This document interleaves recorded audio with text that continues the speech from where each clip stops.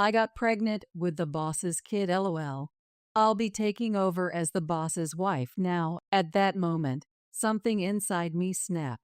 Clara, my husband's mistress, had been mocking me, flaunting her youth, and trying to assert her superiority relentlessly.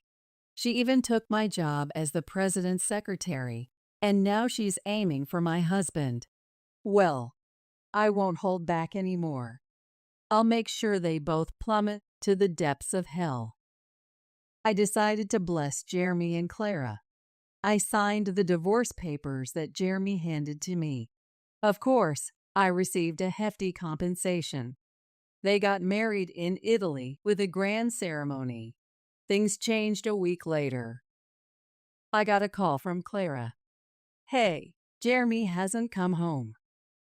As his ex-wife, you must know where he is, right? Clara's voice was frantic.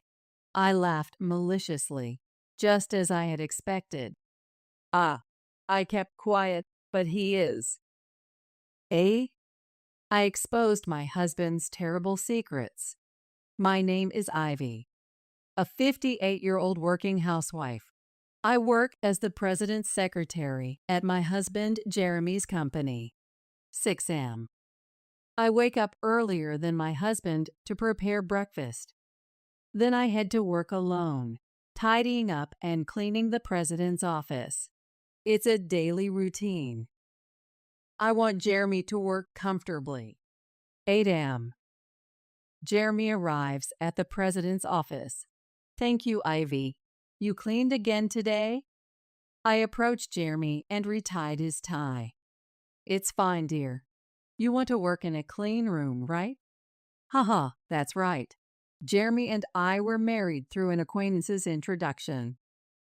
We haven't been blessed with children, but we've lived together, supporting each other. This year marks our 30th wedding anniversary. The company, taken over by Jeremy from his father-in-law, is stable, and I've had no complaints about our life. By the way, the new business you planned, Leo is going to fund it. The transfer was confirmed earlier. That's great. Joe seems to like you. You negotiating helped a lot. The company is run by Jeremy as the president and his brother as the chairman. Brother-in-law's name is Leo. Jeremy calls him Joe. Remember, Leo funded another new business you planned before. Aren't you proceeding with that? I casually asked, and Jeremy looked annoyed. Ah, it's fine. I'll handle it. Okay. Nothing special on today's schedule, right? Yes, because you mentioned it before. Jeremy smiled contentedly. Good, good. Then, Ivy, there's someone I want to introduce to you. I'll bring them here, so wait for me. Understood. Someone to introduce? I felt a sense of discomfort at his words. Soon, I heard laughter from the hallway. Jeremy's voice, and another was a young woman's voice. As I wondered about their friendly demeanor, the office door opened. Kept you waiting, huh, Ivy? Jeremy said with a pleased look. But I forgot to respond to Jeremy, fixated on the woman sitting next to him. A very young woman. Her hair was long and neatly arranged, and she was dressed in a mini skirt that revealed her thighs and a camisole that exposed her chest. It was as if she was dressed for a night out. However, she wore it impressively, and I was astounded by her youth. This is Clara. She'll be working here from today. Nice to meet you. I was dumbfounded. Is this a joke? My husband introducing a young woman to me. This alone was bad for my heart. Moreover, we don't hire fresh graduates. Excuse me, but how old is Clara? She's 23. I met her at a bar with friends. We hit it off, and she's young and fresh. Gives me energy. Don't you think she'll boost the morale of our employees? Yes. He must be serious. unable to say anything in front of my husband's radiant expression. Then Ivy, please teach Clara the ropes. Clara is going to work as a general employee, right? Then, wouldn't it be better if… Oh, I forgot to say. We're going to have 2 secretaries from now on. So please teach Clara the secretary work. 2 secretaries. Is that necessary? Well, you're getting on in years. It's okay to pass on work to the younger ones. Jeremy laughed lightly, and it pained my heart. Age, the way you say it. Then, take care. I'm going out for a bit on a personal errand. I'm counting on you to show her the ropes. With that, Jeremy left Clara and me alone in the president's office. I took a deep breath to calm myself. Once Jeremy decides on something, he tends to rush into it, and he spectacularly fails, only to regret it later. This has happened often throughout our marriage. It's useless to say anything at times like this. For now, I'll just do as he says. It's bound to not work out anyway. Hey, Ivy. Clara tapped my shoulder. Yes? How old are you, Ivy? Feeling it was wrong not to answer after asking her age, I told her the truth. I'll be 58 this year.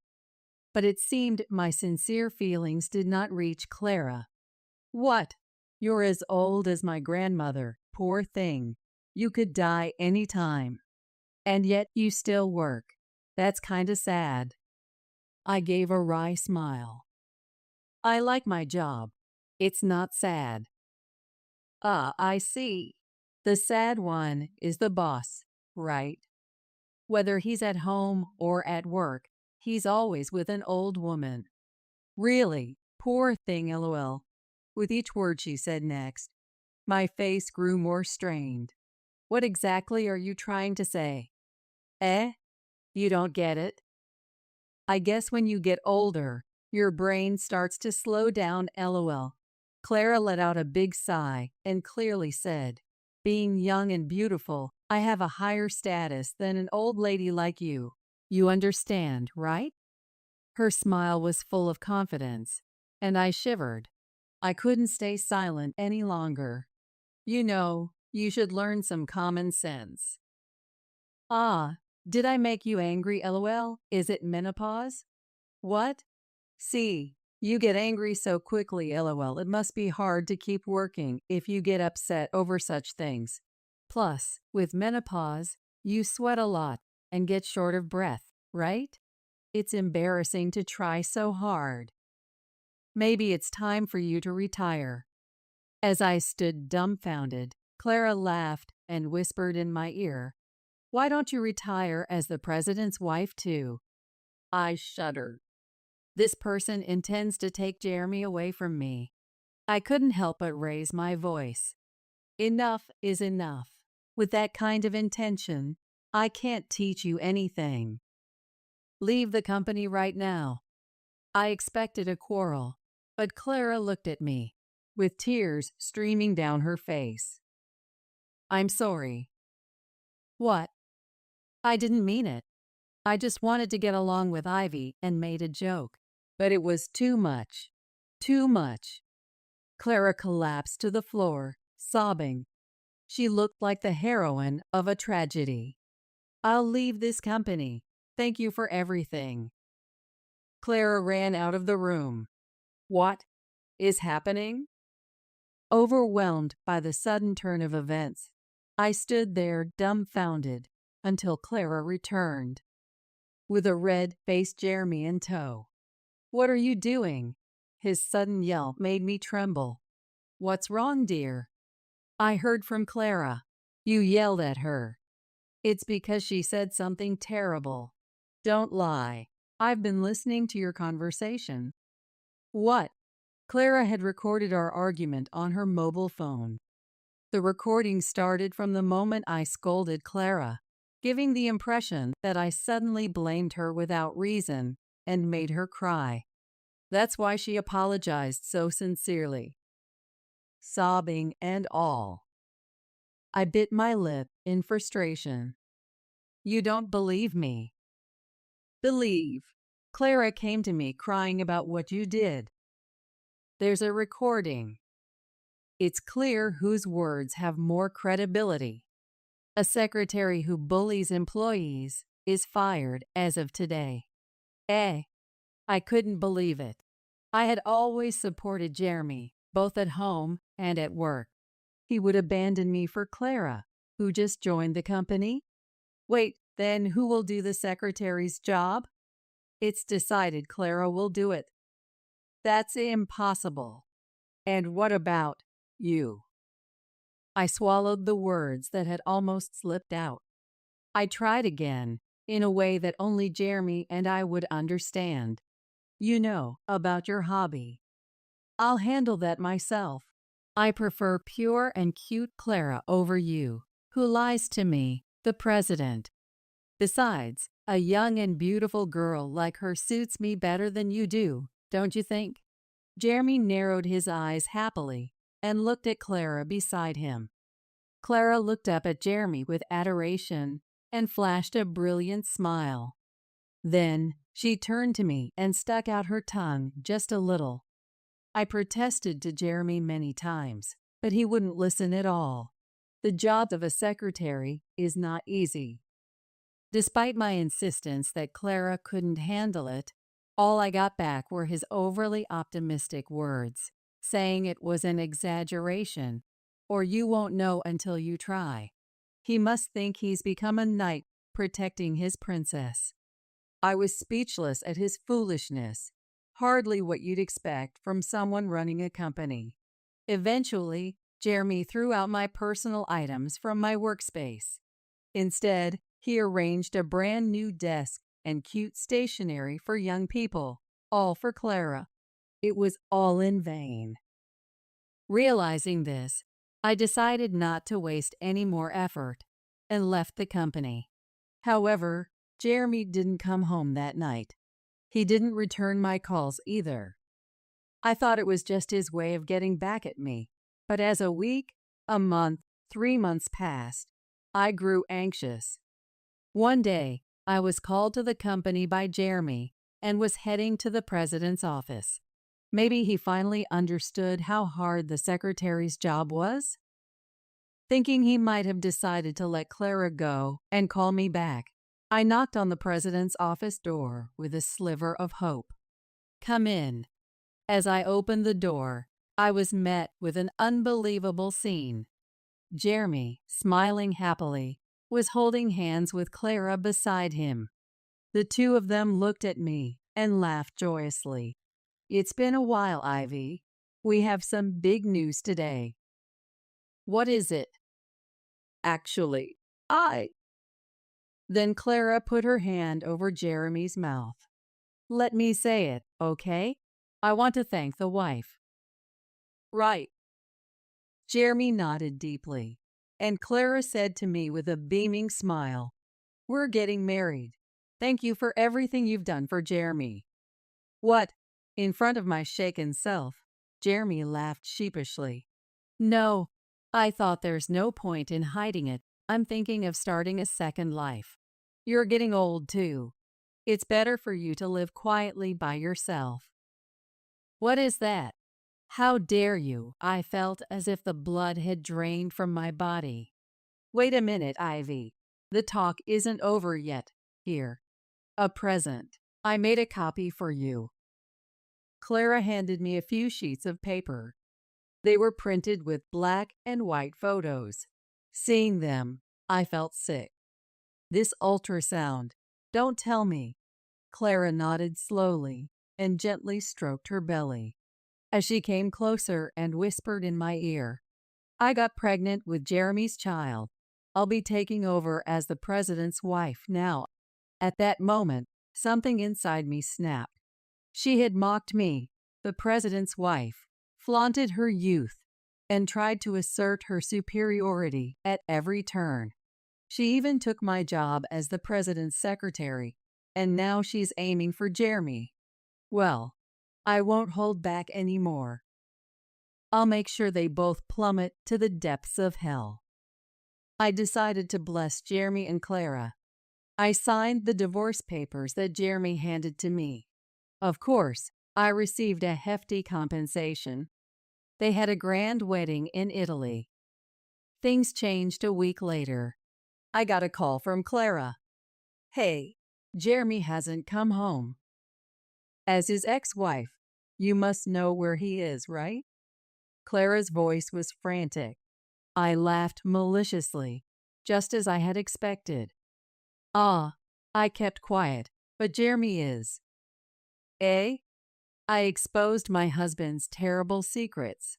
He has a favorite hobby. He's probably in Vegas right now. Vegas? Ever heard of it? There's this big hotel in Las Vegas with a casino. Jeremy always rushes there whenever he has a chance. Clara gasped. Does that mean? Yes. Jeremy is probably indulging in gambling right now. I was the one who carefully scheduled his time to prevent him from getting too involved.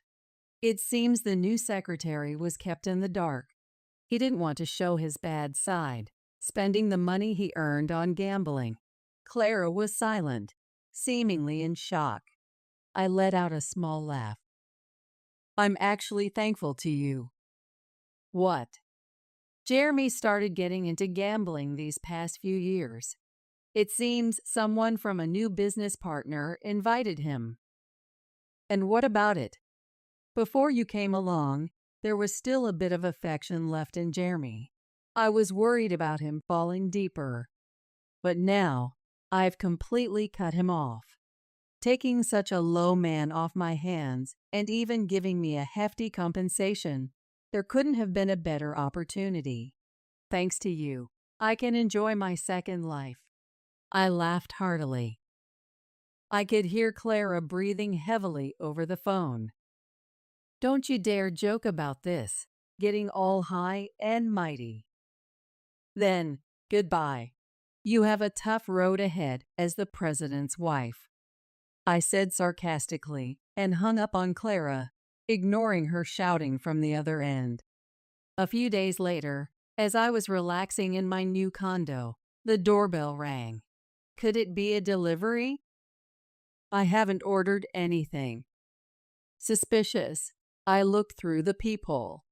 There stood my ex-husband, Jeremy, his face red with anger. You're there, aren't you? Ivy. How dare you tell Clara about the gambling? The gambling.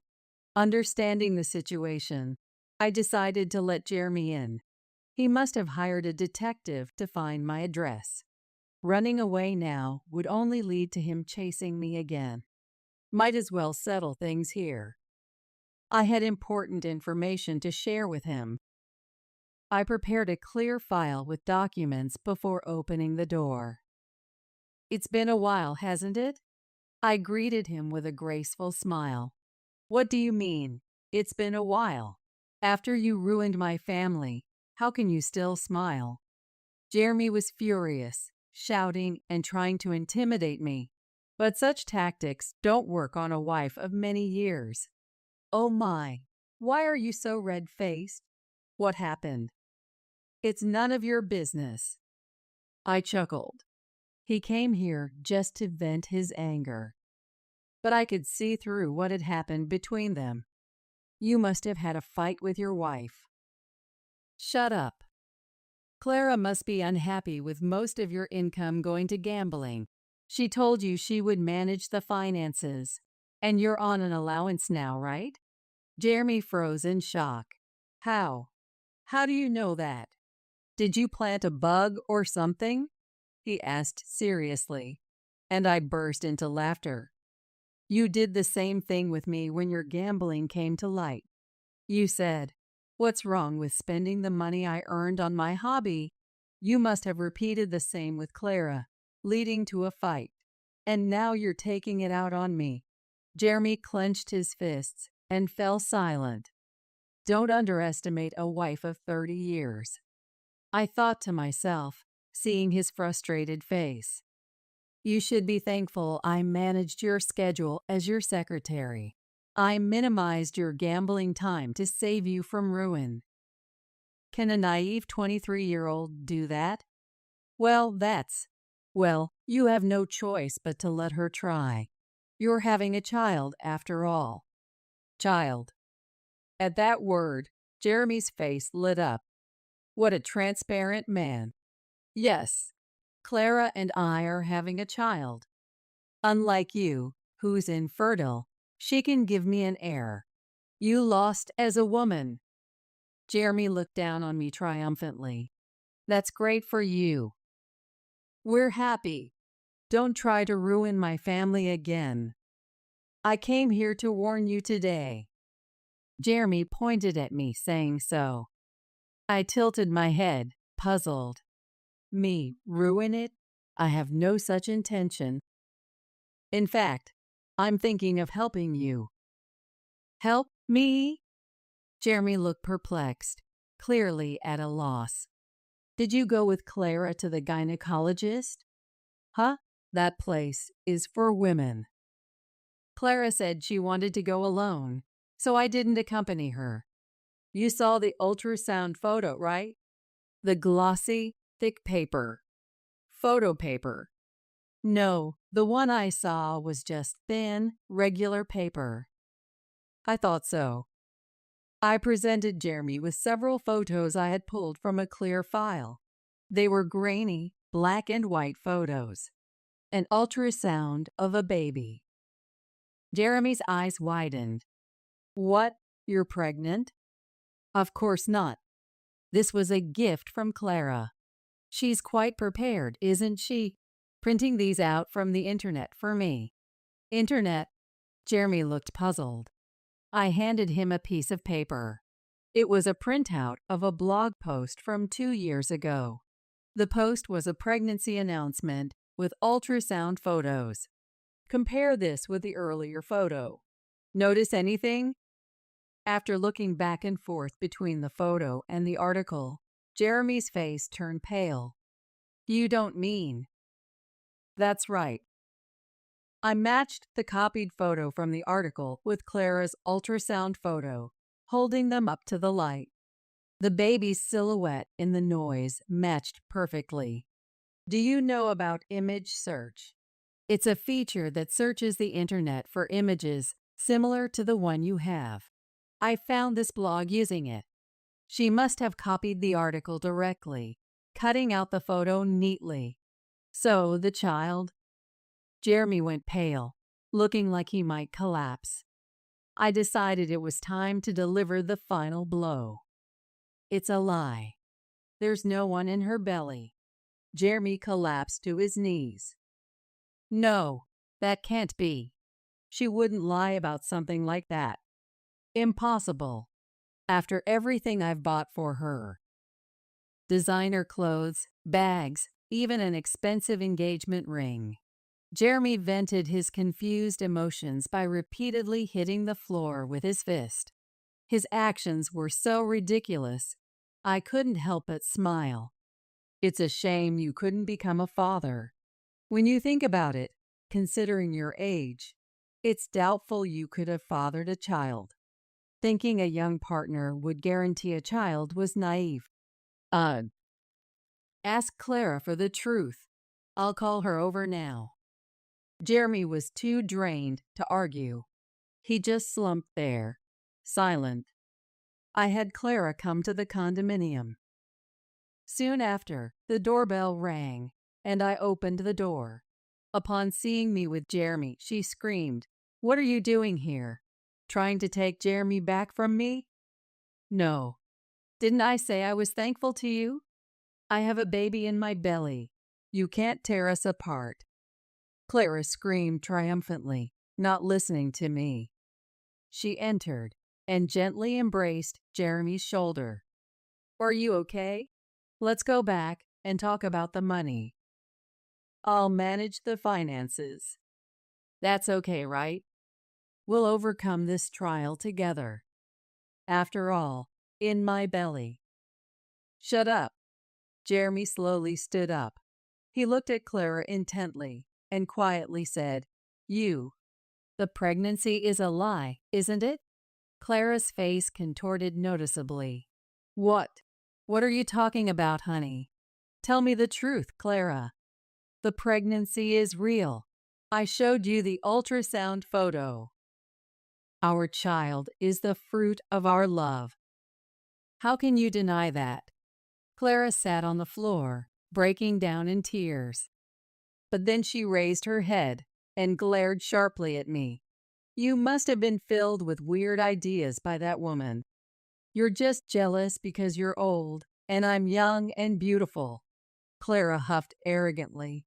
I laughed back at her. "Is that all you have to say? Huh? Hey, Jeremy, let's just go home, okay?" Clara tried to pull Jeremy's arm, but he brushed her off. "Enough, Clara." Huh? Jeremy thrust the blog post copy and the ultrasound photo at Clara. "There's no escaping the truth now. I trusted you. How could you lie about something like this?" I was so happy I cried. Then Clara's expression vanished. "Hey, Jeremy." "What?" Jeremy looked at me with wet eyes, an upward gaze seeking sympathy. I just wanted to test Jeremy's love for me. I was afraid I was just being played with. That's why I said I was pregnant. Then, Jeremy, you said you wanted me to have it, right? I was so happy. Clara's radiant smile left Jeremy speechless. "So the lie was because Clara loves me?" "That's right. We can start working on having a child now. My beauty and your brains. It'll be a wonderful child. Eventually becoming a president and earning lots of money." That's not going to happen. I brought Jeremy and Clara back to reality from their little world. "Hey, we were having a moment here. Do you really think this man has money?" I asked calmly. "Of course. He's a president after all." "I see. Indeed, our company has been passed down through generations and isn't doing badly. But that's about the company as a whole. This man is a gambler. You do understand what that means, right? Eh?" Clara's face turned pale as she clung to Jeremy. "Hey, Jeremy, you're rich, right? You told me once we're married, we'd live a wealthy life because you have more money than you know what to do with." Jeremy responded in a faltering voice. "It's okay. I've lost some money gambling, but we're starting a new business soon. That'll be our big break." "What are you talking about?" I pointed out Jeremy's ugly lies. "I know for a fact there's no new business venture planned." "What do you mean? You got funding from Leo recently, right? Where is that money now? Surely it wasn't spent on luxury brands and an engagement ring for a new wife?" I glared at Jeremy. "What? That's not something I would do." Jeremy laughed derisively, though his voice trembled. I sighed briefly. "You embezzled the company's money." Jeremy swallowed hard under my steady gaze. "I had suspicions. You've been saying you're starting new ventures and getting funding from Leo, but no business ever materializes. Just one new venture after another.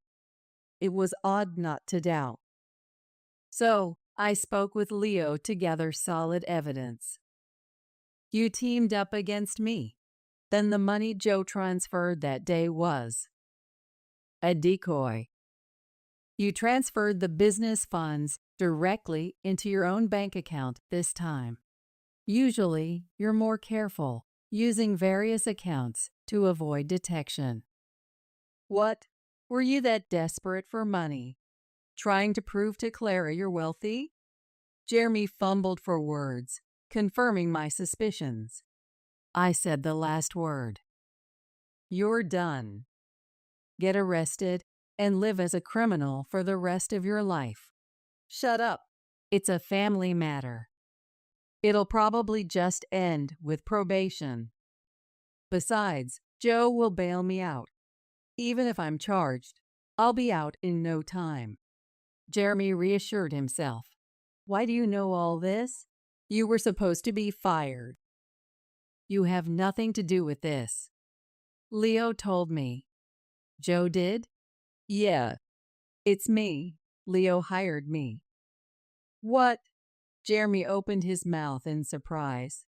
I explained calmly. Yes. When he heard you dumped me, he contacted me immediately. He apologized for your terrible actions and asked if he could hire me back. I said yes right away. You didn't know. Joe was keeping it from me. That bastard. I'm grateful to Leo. He's put me in charge of schedule management, and I'm earning more than before. I showed a broad smile, and Jeremy gritted his teeth. That Joe. I'll confront him right now. As Jeremy was about to leave, that's when it happened. Hey. Clara grabbed Jeremy's arm. She pulled him towards her with strength, their faces almost touching. Her expression was devilish. Hey, you lowlife. Huh? Jeremy was taken aback by Clara's uncharacteristically low voice. Taking a deep breath, Clara yelled, You lied to me, flaunting your wealth, and in reality, you're just an old criminal. Don't mess with me. I'm sorry, Clara. Jeremy, though terrified, took Clara's hand. Looking into her eyes, he slowly said, But it's okay. I'll probably get probation, and I can return home.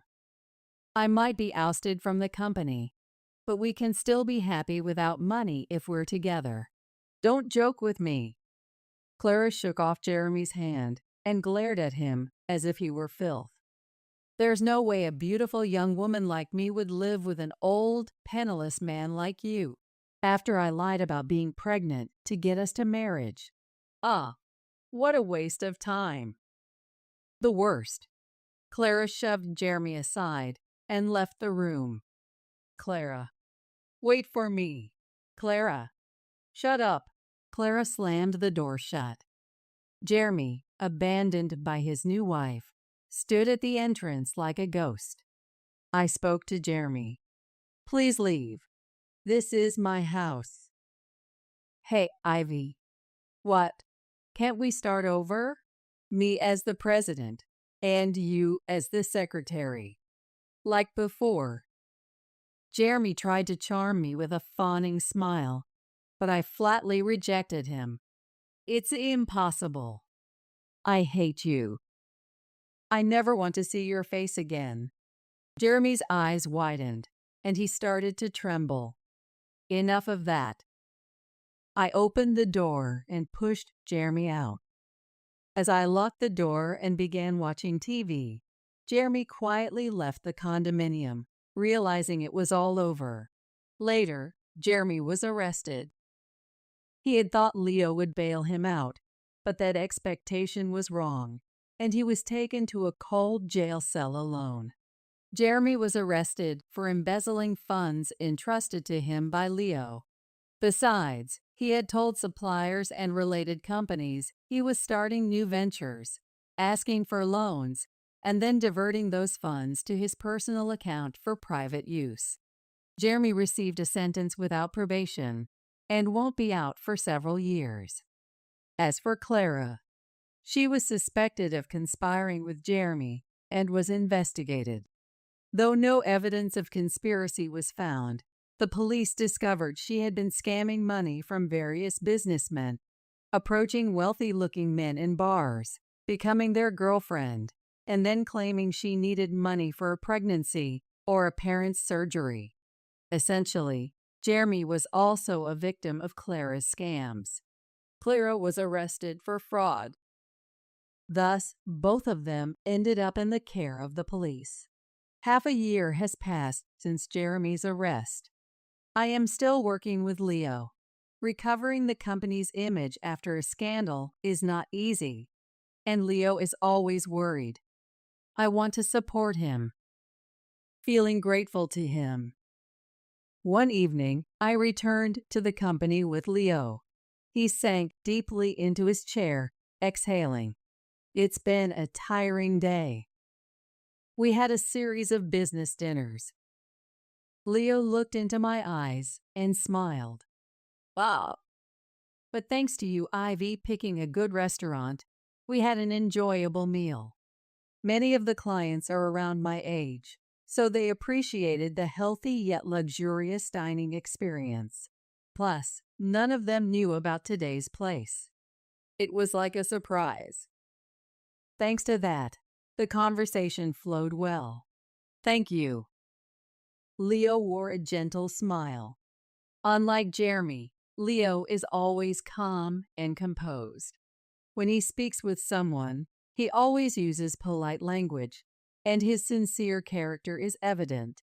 I find Leo's personal charm appealing. It's too kind of you to say. As I thanked him, Leo sighed contentedly. To think someone as capable as you was Jeremy's spouse, truly surprising.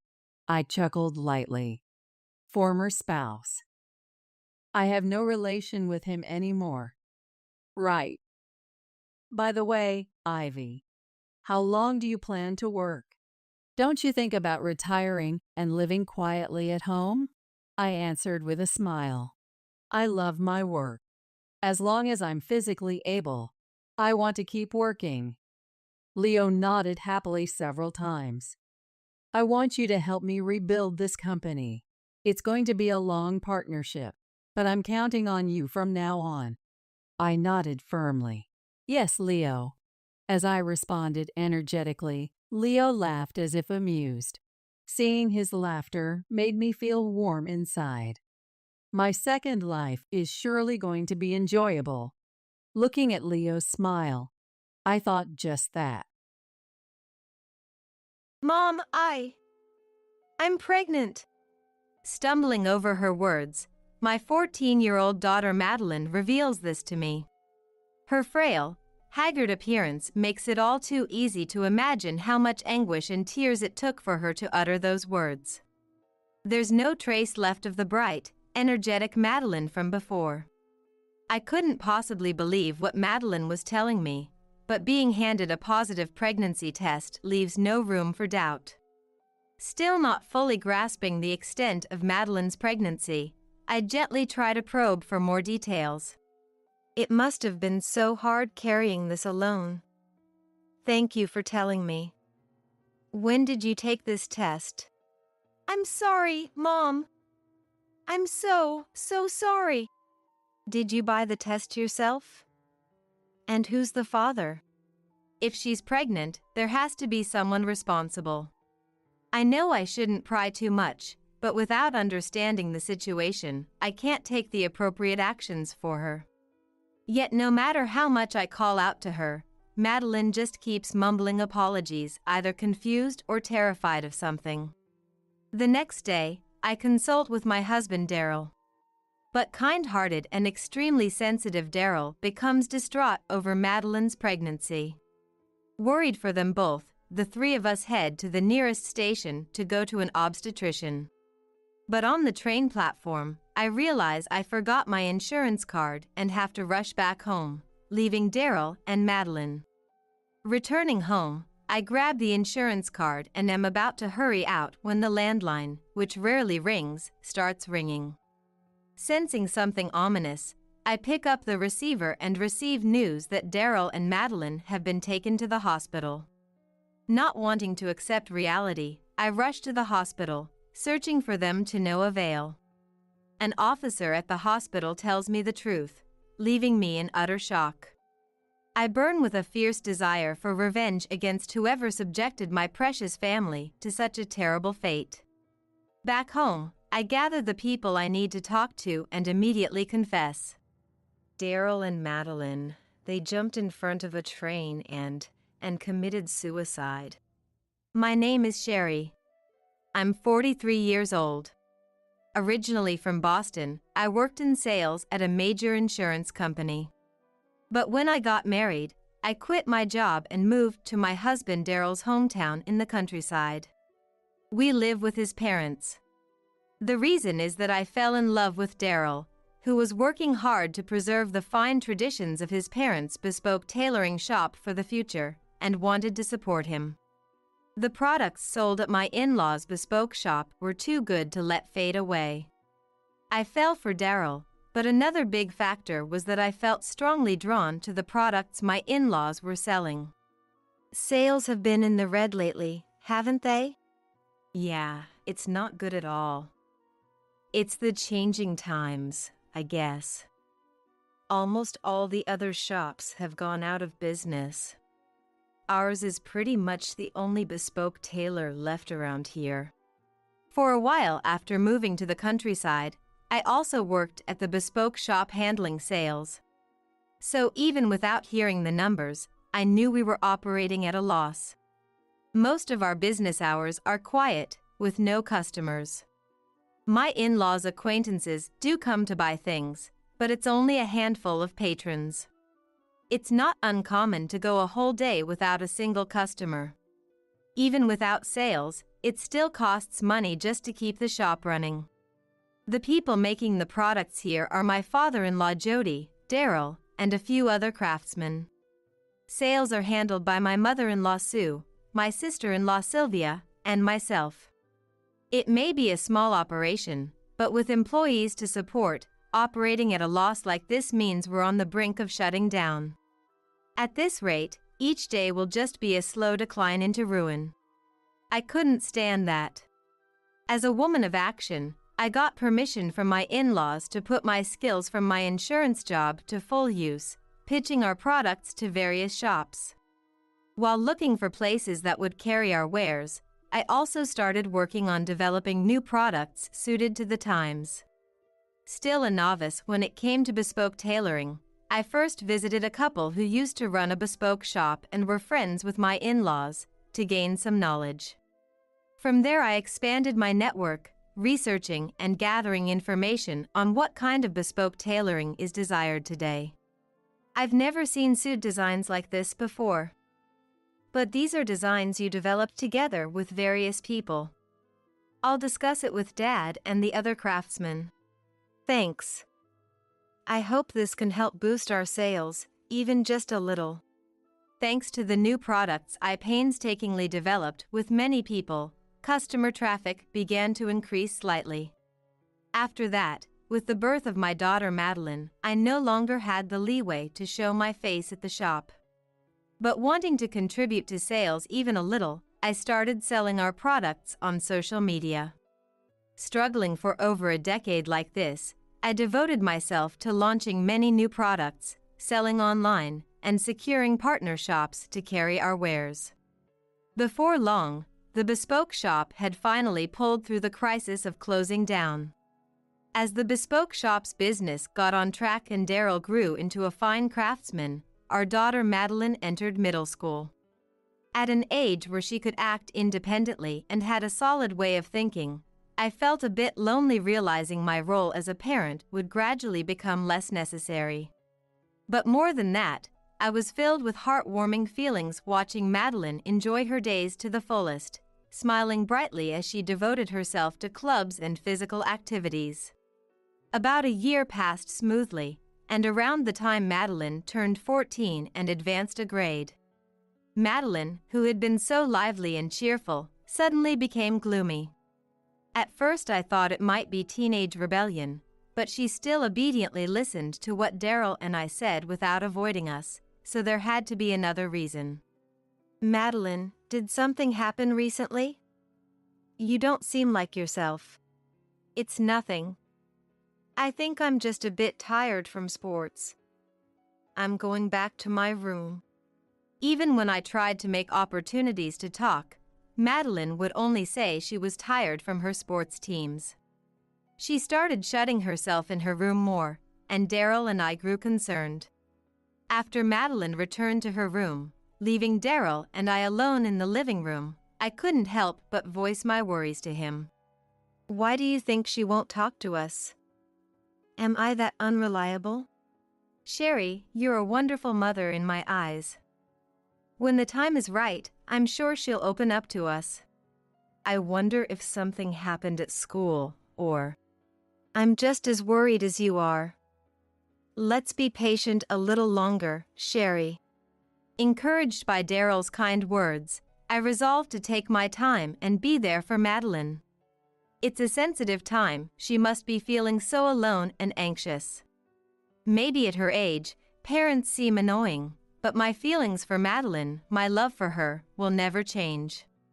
Wanting her to feel that, I put in my utmost effort to face Madeline and continue supporting her.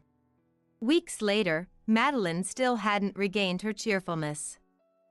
Her face seemed even more strained, as if agonizing over something, and she often lacked focus. I spent my days desperately holding back the urge to pry out of excessive concern. Mom. Madeline came to me in the living room after I finished checking social media and packaging products for online sales. It was already late at night. Normally, Madeline would be asleep in her room at this hour, but that day she came out and approached me. Maybe she was finally ready to confide her troubles. Thinking this, I shook off my sleepiness and had Madeline sit on the sofa for now. What is it, Madeline? It's okay, we have plenty of time, so take your time. Yeah. Madeline fell silent after that, seemingly at a loss for words or unable to muster the courage to speak. It felt like it had been a long time since I properly looked at Madeline face to face like this. Looking closely, there was no trace of her former energetic aura, and her complexion was poor. She often left her dinner unfinished lately and seemed to have lost some weight, so I was desperate to hear the rest of what she had to say. But I held back, knowing that pressing her now would only corner Madeline when she'd finally decided to open up. I waited patiently, gently rubbing Madeline's back. Finally, she opened her mouth heavily. Mom, I'm pregnant. What? I'm sorry. I'm so sorry. Mom. With trembling hands, Madeline took out a pregnancy test with a positive result. I was completely bewildered by this unbelievable reality. But seeing Madeline tearfully repeating apologies, I realized she must have been suffering alone with this worry for so long, and my heart ached. Madeline. It must have been so hard, keeping this to yourself. I'm sorry. I'm sorry. So, do you have any idea who? If you're pregnant, then. But no matter how I asked, Madeline only responded with sobs and apologies. I knew I shouldn't rush her, but it was difficult to plan our next steps without knowing the facts. I tried asking every question I could think of. Still, Madeline only trembled. I'm sorry. I'm so sorry. Mom, forgive me. Please don't hate me. It's okay, Madeline. I could never hate you. Madeline seemed to be crushed under the weight of what she had done, hyperventilating to the point where she couldn't give any details. It was late at night and she needed sleep to recover, so I soothed the panicking Madeline to calm her down, deciding to have her explain more at the hospital tomorrow. The next day, I woke up earlier than usual and woke Daryl. What's going on? It's so early in the morning. I'm sorry for the early wake-up call, but there's something important I need to talk to you about. It's about Madeline. As soon as Daryl realized it was about Madeline, he sat up immediately, ready to listen. I need you to stay calm when you hear this. Madeline is pregnant. I just found out in the middle of the night, too. I only know the facts, but... Pregnant. You're joking, right? His disbelief was understandable. Daryl's eyes went wide, his voice and lips trembling as he forced the words out. As if to say, surely not our child. I felt the same way. I think Madeline had been agonizing over this for a while. After she told me, she kept apologizing over and over while hyperventilating. You've seen how she's been acting lately, right? Yeah. When Madeline told me, I was extremely shaken up too, all sorts of emotions threatening to explode out of me, but Daryl seemed to be taking the shock even harder than I did. I could tell he was trying his best to listen despite being upset, but it didn't feel like he was just passively taking in my words. Daryl has always been kind-hearted and sensitive by nature. Even without saying it out loud, he was probably imagining how Madeline felt, taking on damage as if it was his own. And as a father, he must have been shocked that his young daughter was pregnant. Until we get more details at the hospital, let's not say anything that might upset Madeline. We're planning to go to the OBGYN in the next town over today. I want you to come with us. Okay. I told him because I felt I couldn't hide the truth, but seeing how shaken and haggard Daryl became filled me with regret for saying anything. But I knew I was doing the right thing. Daryl must be desperately trying to process the reality of the situation. If that was the case, then I needed to take charge with a strong will. I felt bad for my in-laws, but I contacted them to let them know Madeline had suddenly fallen ill and got permission for Daryl and I to take off work. When Madeline woke up, I tried asking her again about the circumstances of her pregnancy, but couldn't get any solid information. Maybe it was hard for her to say in front of her father. With that thought, I simply gave the silent Madeline a gentle hug. As I did that, I realized our departure time was approaching and the three of us left the house. We took a taxi to the nearest train station. When we got to the platform, I realized I had forgotten something critical. I think I forgot Madeline's insurance card. In that case, should I go back and get it? No, you and Madeline wait here on the platform. I'll go grab it and be right back. I could have let Daryl handle it, but I felt uneasy about making the somewhat long walk alone in his current state, unable to hide his fatigue after hearing about Madeline. I didn't want him getting lost in thought and becoming careless. And I couldn't very well make Madeline walk unnecessarily when she looked ill. So I left the two of them on the station platform and headed back home. Our house is a fair distance from the nearest station. If there had been a taxi at the stand outside, I would have taken one, but there wasn't a single car there at a time like this. So I decided to sprint home at full speed. Honestly, I wanted to get Madeline to the OBGYN as soon as possible. As I ran, short of breath, I harshly criticized myself for forgetting something so important. I arrived home, put the insurance card in my wallet and was about to leave when the rarely used landline phone suddenly started ringing. I could have ignored it and rushed to the station, but I felt I had to answer. I dashed to the living room and picked up the phone. The caller was a nurse from the biggest hospital in the area. In a flat tone, she delivered the shocking news that Daryl and Madeline had been taken to the hospital. The hospital staff must have been swamped, because she didn't provide any other information, just telling me to come to the hospital immediately. In a daze, I called a taxi and headed to the hospital where the two of them presumably were. On the way, the taxi driver mentioned there had been a fatal accident on the train tracks halting the trains. Hearing that, I broke out in a cold sweat wondering if the people who jumped might have been Daryl and Madeline. The image of a depressed and unwell Madeline alongside a haggard Daryl, reeling in shock after learning of his daughter's pregnancy. A vivid scenario played out in my mind of these two impulsively jumping onto the tracks together as a train approached. It can't be, I told myself, but once the worst-case scenario popped into my head, it continued smoldering inside me. Please let them be okay. I arrived at the hospital and entered the ER where many nurses and doctors were rushing about in a flurry. Looking a bit further in, I saw the surgery in progress light glowing red. An ominous feeling stirred up my chest, the negative speculations mocking my wish that I was just overthinking things. I couldn't very well talk to the frantically scurrying nurses, but I also didn't know where to go. As I stood there at a loss, a police officer approached me. "Is there something I can help you with?" "Actually," I explained the series of events that led me here. The officer gave a small nod of understanding. It seemed he had been waiting for me.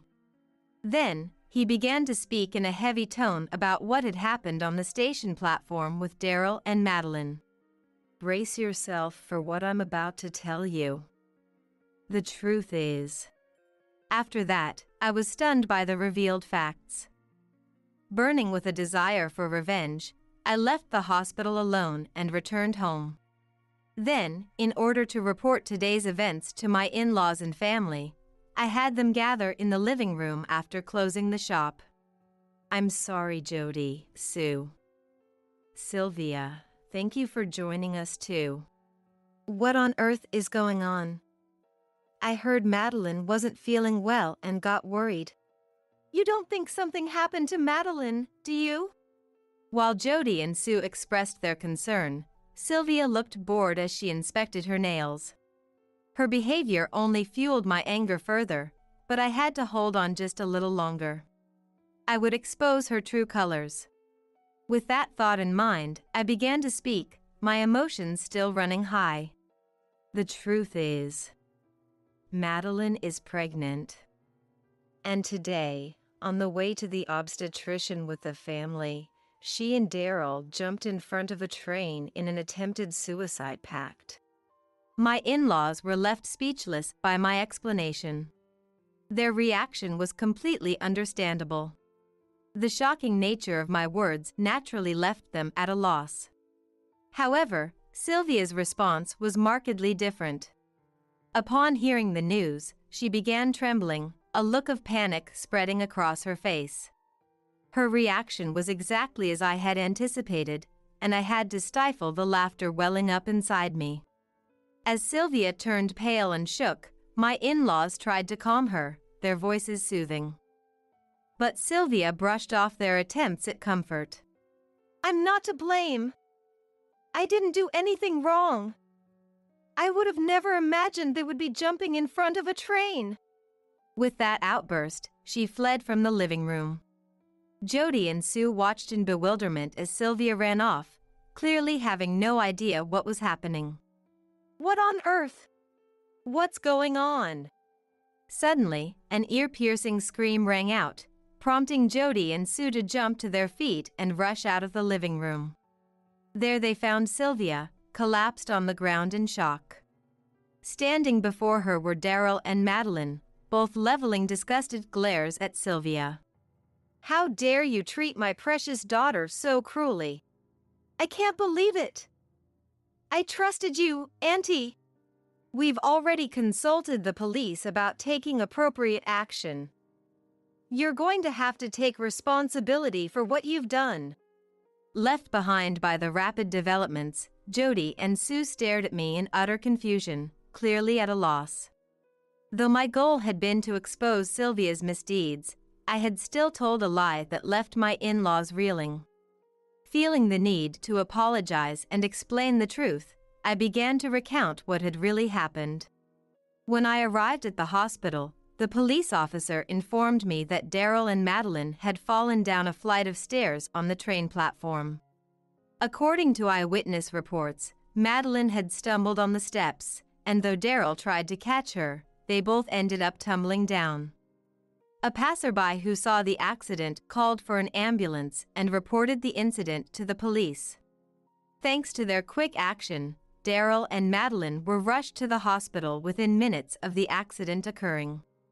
Though they were both covered in bruises, their lives weren't in danger and hospitalization wouldn't be necessary, much to my relief. The officer who responded to the call was exceptionally kind. Despite having already finished processing the scene, he waited for me, a family member, to arrive at the emergency ward. "You mentioned that your daughter is pregnant. With a fall like that, I'm afraid there's a possibility she may have miscarried." "Oh no. I believe they're running tests now. Please, follow me." The officer led me deep into the emergency ward. where I spotted Daryl and Madeline sitting on chairs in the hallway. I broke into a run, rushing to their side. Madeline! Daryl! Thank goodness! Thank goodness you're all right. Sherry, I'm so sorry for worrying you. Mom! I'm sorry. As I embraced them, I felt the warmth of their bodies and they responded to my frantic questions, bringing tears of relief to my eyes. Daryl's arms and head were wrapped in bandages, but Madeline appeared to be unharmed. While I was relieved by that fact, the officer's words echoed in my mind. To face pregnancy and miscarriage at such a young age was unimaginably cruel. What about the test results? About that. It turns out Madeline wasn't actually pregnant. What? Really? Madeline had apparently been worried about her missed periods. However, the doctor suggested that her young age, sleep deprivation, and stress were likely contributing factors. Her eating habits had also been poor recently, which undoubtedly played a role as well.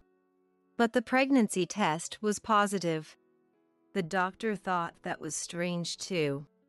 Madeline, where did you get that pregnancy test? Well, Auntie gave it to me.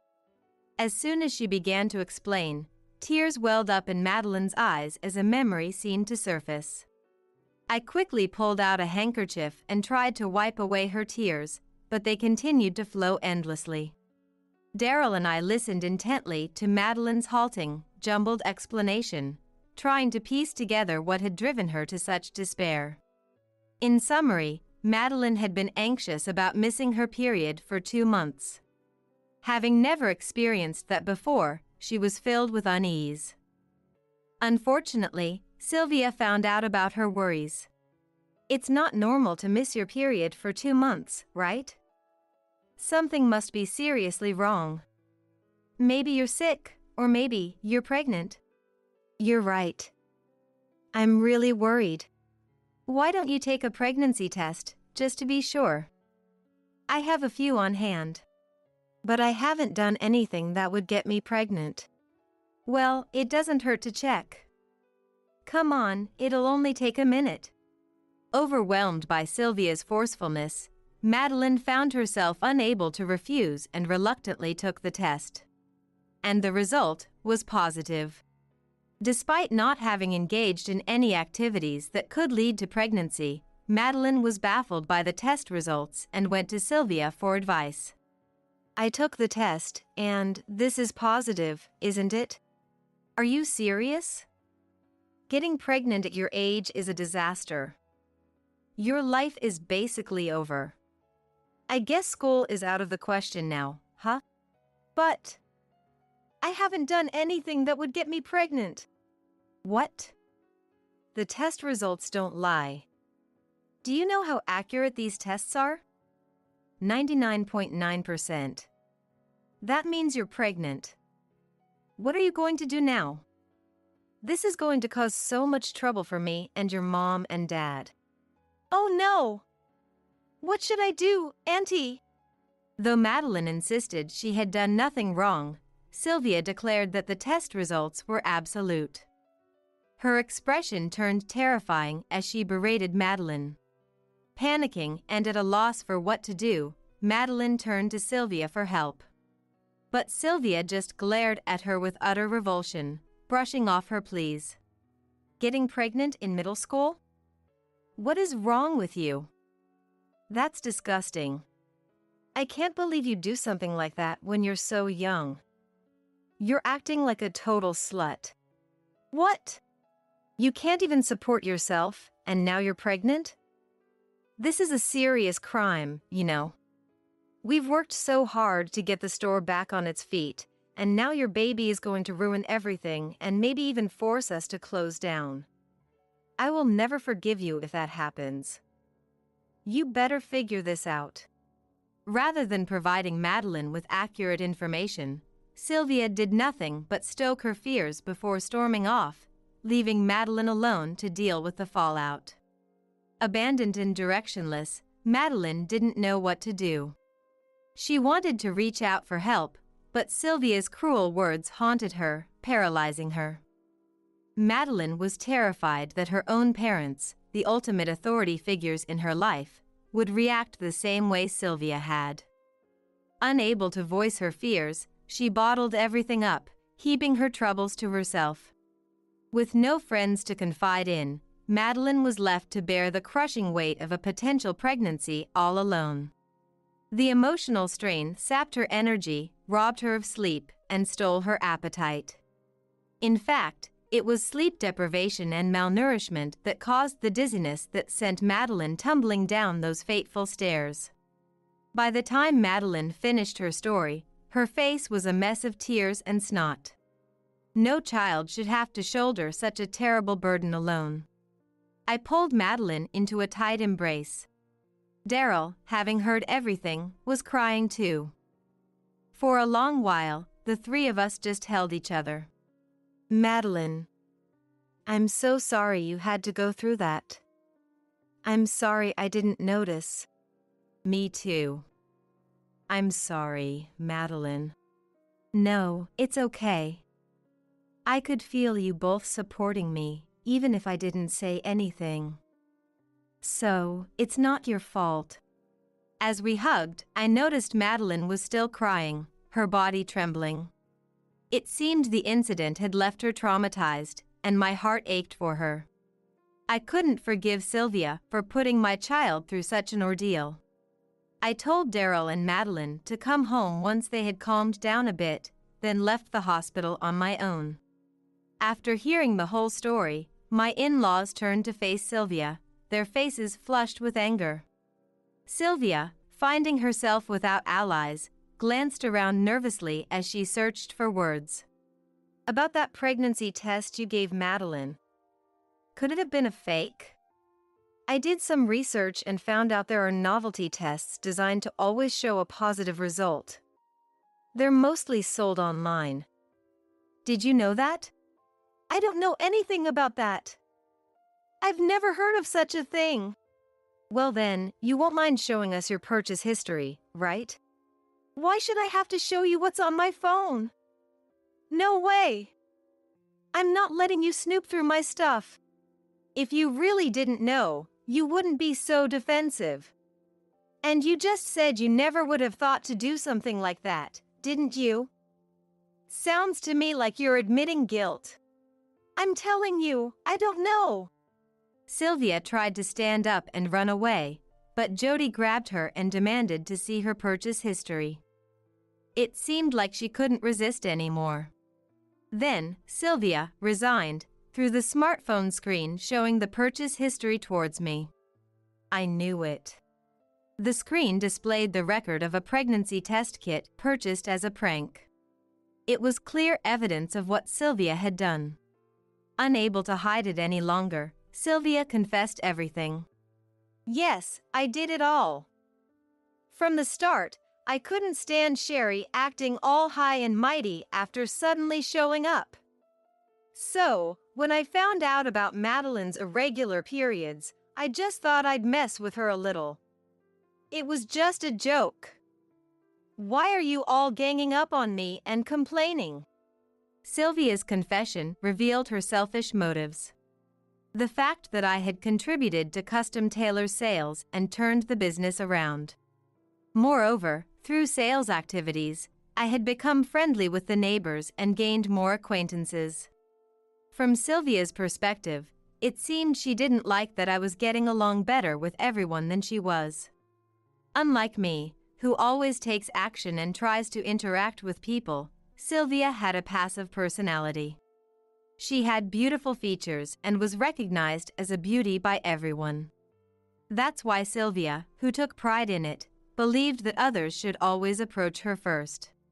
She was friendly to those who did something for her, but cold to those who didn't do anything in particular. I think that's where the difference in our popularity stemmed from. What the heck? Just because you're a little good at sales, you're getting carried away. I bet you just asked people for favors, sucked up to them, and got them to praise you. Everyone keeps going on about Sherry, even though you're uglier than me. Hey! How can you say that to Sherry? Sherry has been working hard for our store, desperately coming up with new products and finding sales leads, sacrificing even her sleep. What have you been doing in the meantime? It's all right, Daryl, that's enough. I was furious at Sylvia's words, but this was in front of Madeline. I didn't want to show her a scene of us fighting with foul language. Perhaps sensing that, Daryl suppressed his anger and looked towards the front door. We've called the police too, so we absolutely won't forgive you. There's no need to make such a big deal out of it. Can't you take a joke? I can't believe this. Sylvia, who was taken away by Daryl, was being questioned by the police officer who had rushed over after Daryl's call, while loudly complaining. The officer was different from the one at the hospital, but it seemed like he had been briefed well and had a general grasp of the situation. Perhaps Sylvia was a little intimidated in front of the officer, or maybe she judged that it was better to tell the truth without hiding anything in order to be released quickly, but she honestly admitted the facts. Her tone was very light. Until the very end. It was just meant to be a little joke. It was a joke, so there's no need to apologize. She kept appealing to the officer.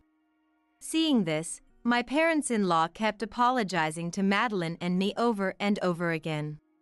It wasn't my parents-in-law's fault, but no matter how much we told them to stop, they wouldn't listen at all. While we were arguing back and forth, it seemed Sylvia had been released and came back to us.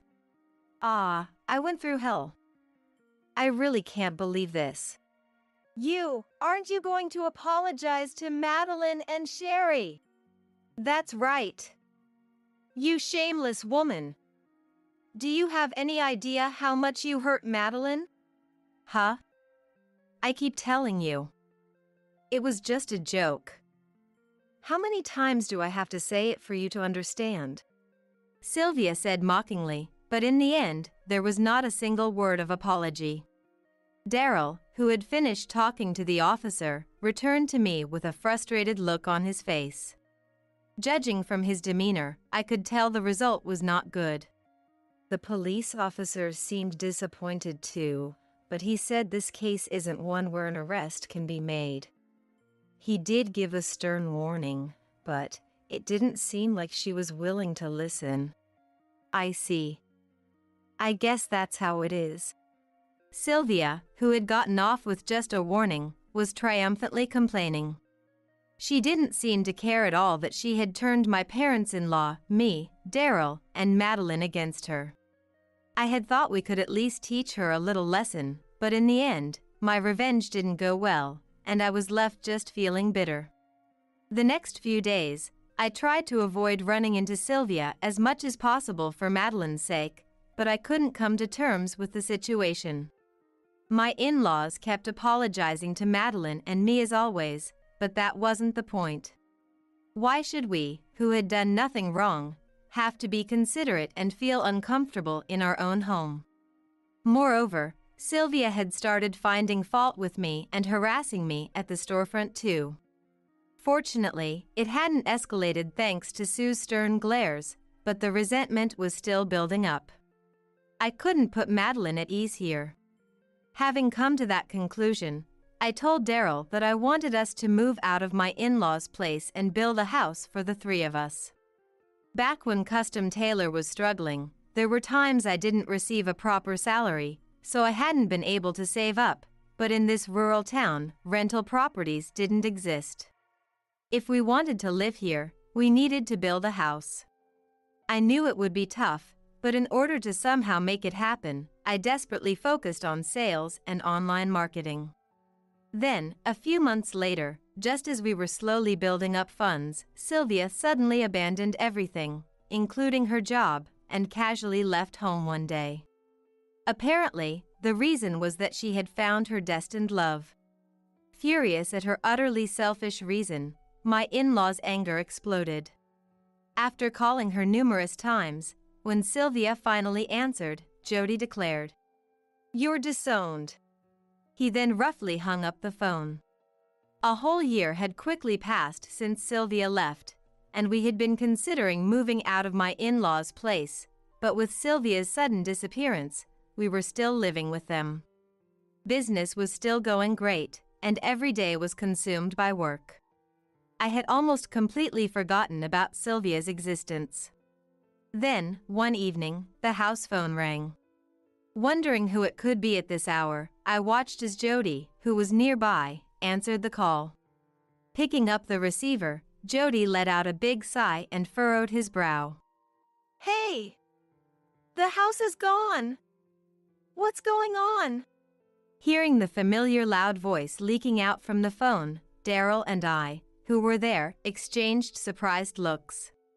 We had never dreamed that Sylvia would call. But Jody had a calm demeanor, as if he had known a call would come someday. "We sold the house a long time ago." "Huh? I never heard about that. Tell me where you moved." "Why would I tell you? You're no longer a part of our lives." In fact, about 6 months after Sylvia left, we had moved to the city. It was my in-laws who had suggested it. I didn't know the full circumstances, but there was no way someone with Sylvia's personality could live harmoniously with a man. My in-laws had been wary that someday, Sylvia would be kicked out and come back in a pinch.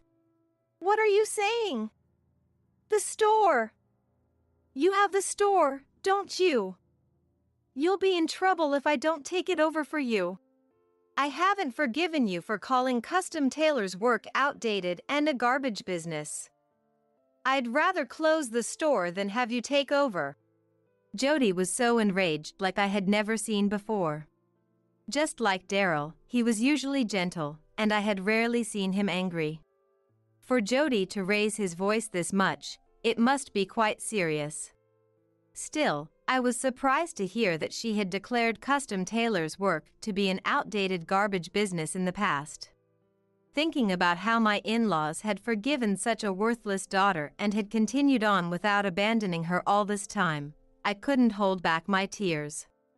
"I'll say it one more time. You're disowned. Don't ever show your face in front of us again." "Wait a minute. I'm in a really tough spot right now. Money. I need money. Come on, Dad, help me out." Before Sylvia could finish talking, Jody had hung up the phone, so I couldn't hear any more of her words after that.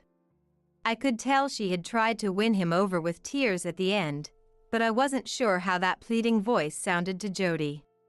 Jody's back after hanging up the phone was indescribably lonely, and I couldn't bring myself to say anything. Daryl gently patted my shoulder as I stood there at a loss for words. Far away from our hometown where the store used to be, we had no idea what became of Sylvia and were once again caught up in our busy daily lives. However, a few months later, while minding the store with Sue, a couple who were acquaintances of my in-laws from far away came to visit. This couple had continued to buy our products back when the store was on the verge of closing down. They had been purchasing through mail order for a while, but they had apparently come to see us while on a trip. And it was from this couple that I heard about Sylvia's current situation. It seemed that when Sylvia found out she had lost her house, she went around approaching anyone she could find in the neighborhood. Since it was a small rural area, Sylvia's misdeeds were already known to all the residents, and far from lending a helping hand, there was not a single person who even offered her kind words. A shameless woman who had hurt a girl of marriageable age with an unethical prank and remained defiant even to the police. She was apparently living her days with people talking behind her back. Even for Sylvia, living in that small town with no allies must have been uncomfortable. And as for Sylvia's partner, about whom we hadn't known the details, it turned out to be a man from the bar she frequented. Sylvia had become infatuated with a man at a certain bar a few train stations away from her hometown. Confident in her own beauty, Sylvia had no doubt that the man at the bar was in love with her. To make the barman even more crazy about her, she had poured in large sums of money and even used up all her savings. After leaving home, she had apparently been frequenting the bar, barely working and accumulating debt. But such a lifestyle couldn't continue forever, and when she reached a point where she couldn't repay her debts or borrow more money, she seemed to have sought help from the man she was so invested in. The man himself was questionable, but that was her own fault. After being swiftly dumped by a woman who was only beautiful and had recklessly created debt, she was apparently struggling to repay her loans without even receiving help. With no place to live, Sylvia was forced to live on the streets for a while. However, the residents, thinking it would be troublesome if she suddenly turned up dead after being on the streets for a long time, had Sylvia live in a dilapidated house with a hole in the roof that could hardly be called clean. And now, even in her hardship, unable to honestly work, Sylvia was apparently clutching her remaining money, riding the train, and trying to seduce any man who looked wealthy. And using the pregnancy test that would absolutely show a positive result, which she had given to Madeline, she was reportedly informing her numerous partners with whom she had physical relations that she was pregnant and demanding marriage or child support payments. I was astounded that she was still targeting rich men at this point, but apparently, that strategy had yet to succeed, and she was often seen returning to the rundown house in her hometown, exhausted.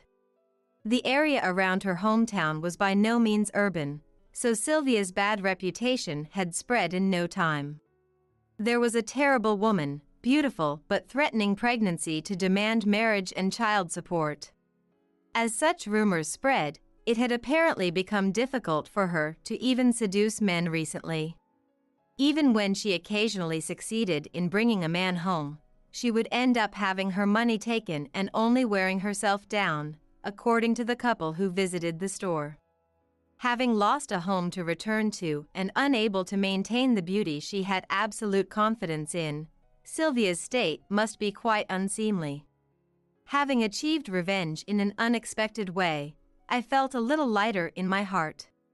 It was a shame I couldn't see it with my own eyes, but I couldn't even spare the time to go see how Sylvia was doing now. She really is a hopeless child as always, causing trouble for everyone.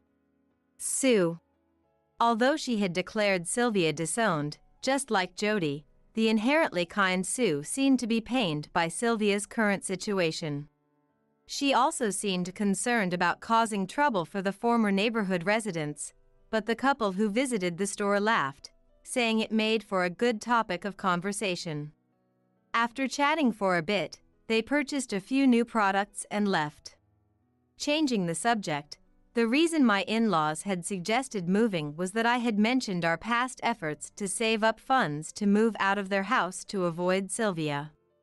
I had meant it as a casual conversation, but my in-laws said they would both contribute money to build a new home on a new piece of land. They had apparently also been considering relocating to a more convenient location for a long time and had been saving up. Thanks to that, we were able to build a better house than expected, with a factory next to the store-cum house. The craftsmen were all people who had fallen for my in-laws' character after overcoming the difficult times together, so they followed us to the distant new location. Recently, young apprentices who have been inspired by the quality of the products here have started joining us, saying they want to learn the techniques, and our whole family has begun working on passing down the tradition. There may still be a long way to go, but I feel a strong sense of fulfillment in this work. Ever since Madeline stopped the irregular lifestyle that the doctor had warned her about, perhaps because she has no stress, her menstrual cycle has returned to normal, and she seems to be getting along well with the friends she made at her new school. Moreover, Madeline has recently developed a strong interest in fashion and has started thinking about creating original designs for clothes, scarves, and such. Her design approach from a perspective that we don't have is full of new discoveries. Every day is so busy that I have no time to rest, but I felt fulfilled. I want to work hard to further expand the company and spread the appeal of custom tailor to many more people. Use common sense. She's a fake mom. I was at a loss for words. Why did I have to be subjected to such harsh words? My husband William's son, Joseph, had recently been accepted into a prestigious medical school. I had decided to cover the enrollment fee and had just returned from the bank. Upon returning, I tried on the suit I had prepared for the entrance ceremony to show them, and that's when it happened. Their reactions were dismissive. William frowned, and Joseph clearly looked displeased. I couldn't understand why. Being called a fake, I felt as if thorns were deeply embedded in me. That's right. The fake mom shouldn't come to the entrance ceremony. In my despair, I couldn't retort. Who could have predicted that the family I decided to love would betray me so easily? It's not something that can be summed up with just sad. Since then, every day seemed to fade in color. On the day of the entrance ceremony, I didn't go and left the suit in my room as I went out.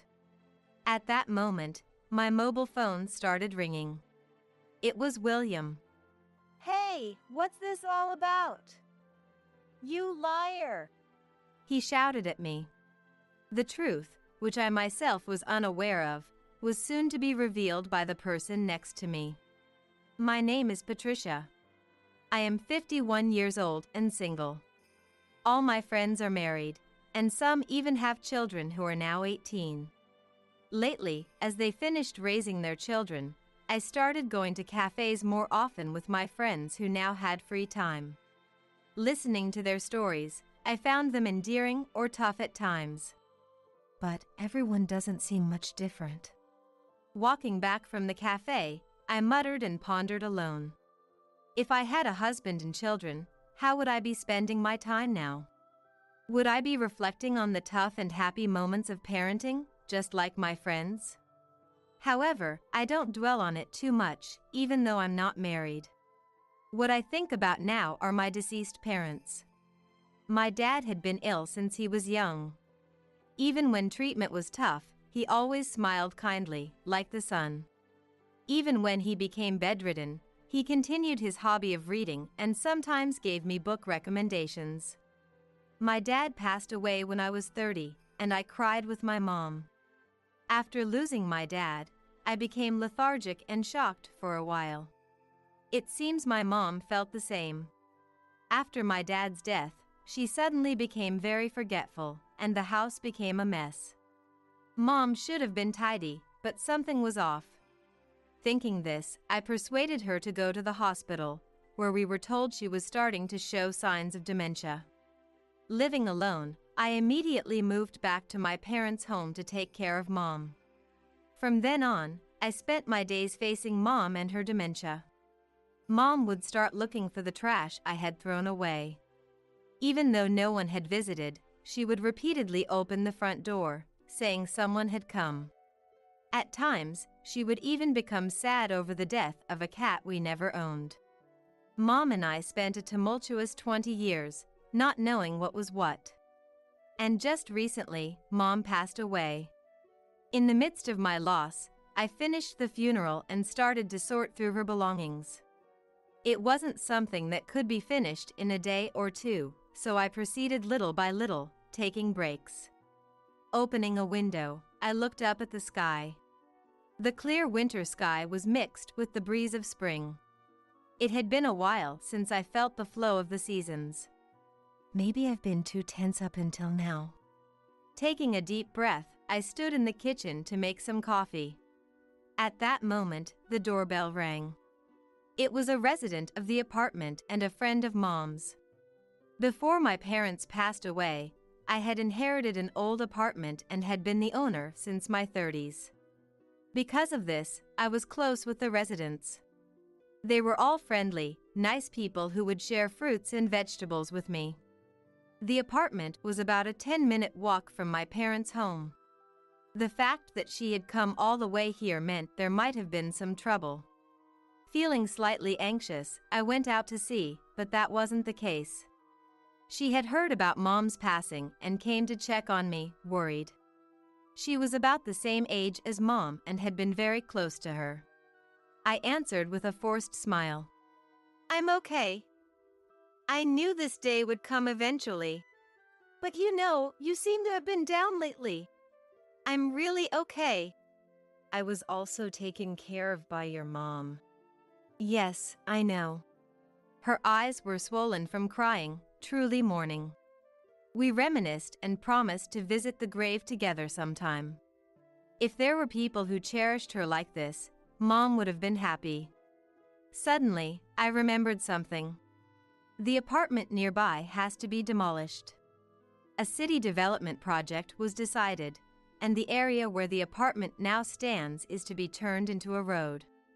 That's 5 years from now. While drinking coffee, I absent-mindedly stared at the calendar on the table. Within these 5 years, I need to have the residents relocate and find a demolition contractor. A part of the cost will be covered by the city if I apply. Still, the idea of demolishing it is somewhat reluctant. To outsiders, it may seem like an old apartment, but it holds sentimental value for me. Frozen water pipes, clogged toilets, noise complaints. Looking back, there were many difficulties. There were issues I couldn't solve alone, but with my parents' help or by consulting professionals, we somehow managed. Spending days looking at paint samples for the exterior walls is also a fond memory. It's a shame, but it has to be demolished. The residents need time to find a new place to live. I'll make a notice soon. Losing Mom and having to let go of that apartment was incredibly sad. To distract myself from those feelings, I quickly finished my coffee. Then, without spending too much time on sorting through her belongings, I began to create the notice. The apartment residents came to visit me almost every day. Everyone was worried about me. Those who had known me longer would reminisce about memories with Mom. Of course, even those who hadn't known us as long would start conversations. Lately, I've been talking a lot with William Miller, who moved in about a year ago. He chose this apartment because the rent was cheaper than the surrounding market rates. He lives with his son, Joseph, and mentioned how education costs a lot of money. It must have been hard. Well, it can't be helped. Mom is probably laughing in heaven now. You're strong. I lost my wife a few years ago, and it was hard to recover. Oh, was that so? Yes, she was ill, with a troublesome, incurable disease. Was she hospitalized? She wasn't, but I took care of her at home. It must have been difficult with Joseph around. Taking care of my wife while cooking and attending school events for him was hard. His smiling face didn't show any of the hardships. Maybe that's part of his charm. Moreover, he always entertained me with his interesting stories. Talking with William made the sadness of losing Mom and having to demolish the apartment seem to disappear.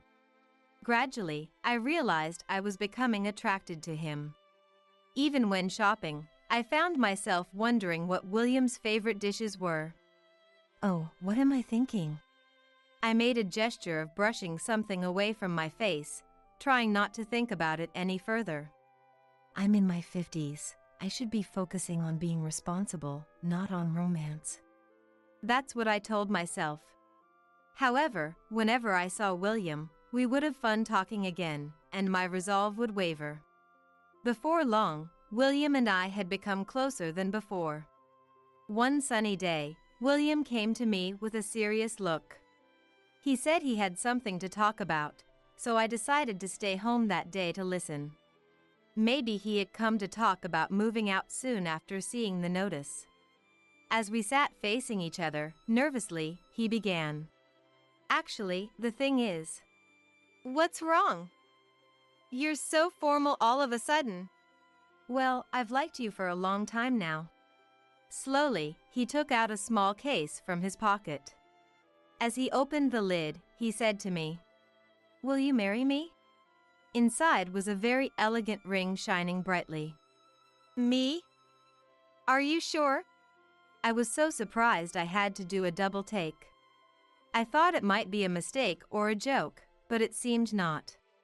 William leaned in and said, "Patricia, you're so calm, yet you look so happy when we talk. I want to be with you for the rest of my life." But I'm already 51. Age doesn't matter. I don't choose people based on something like that. William said to me with a serious look. Marriage is about life. I want you to be the person who lives and shares that life with me. William. But maybe it's not okay because I have a child. That's not true. I like you, William. So, I accepted his proposal and we decided to get married. That night, lying in bed and staring at the ceiling, I never dreamed something like this would happen at this point in my life. Life is full of surprises. While looking at my sagging arms, I wondered if I could even wear a wedding dress. For a few days, that thought consumed me until William came with good news. Joseph had been accepted into a prestigious medical school. Oh, congratulations. Really, it's such a relief. He was so nervous during the exams, now we can finally relax. Should we celebrate? Maybe order some food? Well, there's a bit of a problem. What is it? Actually, even though he got accepted, we can't afford the enrollment fee and tuition. Medical school is quite expensive. That's terrible. We need to figure out the enrollment fee by the deadline at least. Seeing him so genuinely troubled made me worry too. Without a solution, Joseph couldn't enroll in medical school. If only I had been more responsible. William clenched his fist, frustration seeping through. Joseph has been saying since Mom got sick that he's going to cure her. That's why he aimed for medical school. I didn't know how much it would cost to attend medical school. I couldn't cover the full amount, but maybe I could manage the enrollment fee. Actually, I can cover the enrollment fee. Really? His expression brightened instantly. Yes. After all, we're family now, aren't we? Thank you. Thank you. This way, Joseph can become a great doctor. Please don't cry so much. Let's support Joseph together. Later, I asked for the exact amount of the enrollment fee and started arranging the transfer. Actually, I was receiving a displacement allowance from the city for demolishing the apartment. I checked my balance and told William and Joseph that the enrollment fee seemed manageable. That's great. Thank you, Patricia. No, Mom. I'm so relieved. All right, enough of that. Let's start our celebration dinner. Congratulations on your acceptance, Joseph. This looks delicious. Let's eat. As they joyfully ate, saying how delicious it was, I felt like I was looking at my own son, which made me incredibly happy. Thinking about starting a new life with these two wonderful people made me feel much more positive. I felt motivated to do my best for this new family. The next day, after confirming the details of the destination account, I went to the bank. There were few customers that day, and I was called almost immediately after taking a number. As I approached the counter, I made eye contact and exchanged a light greeting with someone in the back. It was Mr. Davis, the branch manager. He stopped what he was doing and came over to me when he noticed me. It's been a while. How have you been since we last spoke? Fine, thank you. I've received a lot of help from you before. I had received assistance from Mr. Davis regarding the apartment and other assets. We've had a long relationship, spanning about 20 years. When Mom passed away, he was very supportive, something I vividly remember. Mr. Davis was highly regarded by my dad as a smart and dependable person. What brings you in today? I showed him my bank account and the details of the destination for the transfer. Actually, I've recently decided to get married. I'm here to transfer enrollment fees for my stepchild. Oh, that's wonderful news. At least, that's what I expected him to say, but he didn't. Instead, he looked slightly troubled, glancing between the transfer details and me. May I have a word with you about this? Both the teller and I, puzzled, followed Mr. Davis. We were led to a small room at the back of the bank, the same place we'd discussed inheritance matters before. Mr. Davis, looking at the transfer details, asked me, "This is for medical school, correct? The son aims to become a doctor?" "Yes, that's what I've been told." "Excuse me, but could you tell me how you came to marry your husband?" Excuse me? Caught off guard, I nevertheless decided to be frank. I talked about how, after losing Mom, I became closer to William, a resident of the apartment I managed. About how William had cared for his terminally ill wife while raising his son alone. And that his wife had passed away a few years ago, leaving him living with his son. That he proposed because he wanted to spend his life with me. And then, right after that, the issue of Joseph's enrollment fees came up. I felt like I could really make an effort for our new family. That's truly wonderful. But this William person.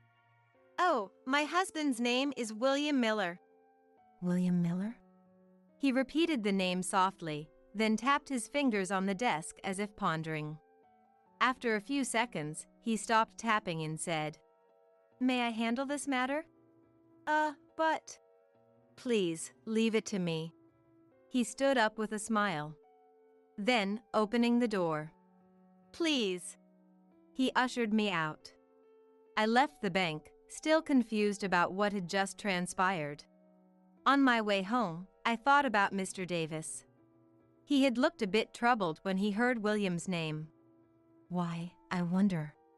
But I trust him. He's always been dependable, and there's never been a time he hasn't come through when he said he'd handle something. There's still time before the deadline, so it should be fine. I decided to leave everything in Mr. Davis's hands. That night, I tried on the suit I had prepared for the entrance ceremony in front of William and his son. It was a beautiful white suit. How do I look, you too? However, their response was cold. Did you buy that? Are you really coming to the entrance ceremony?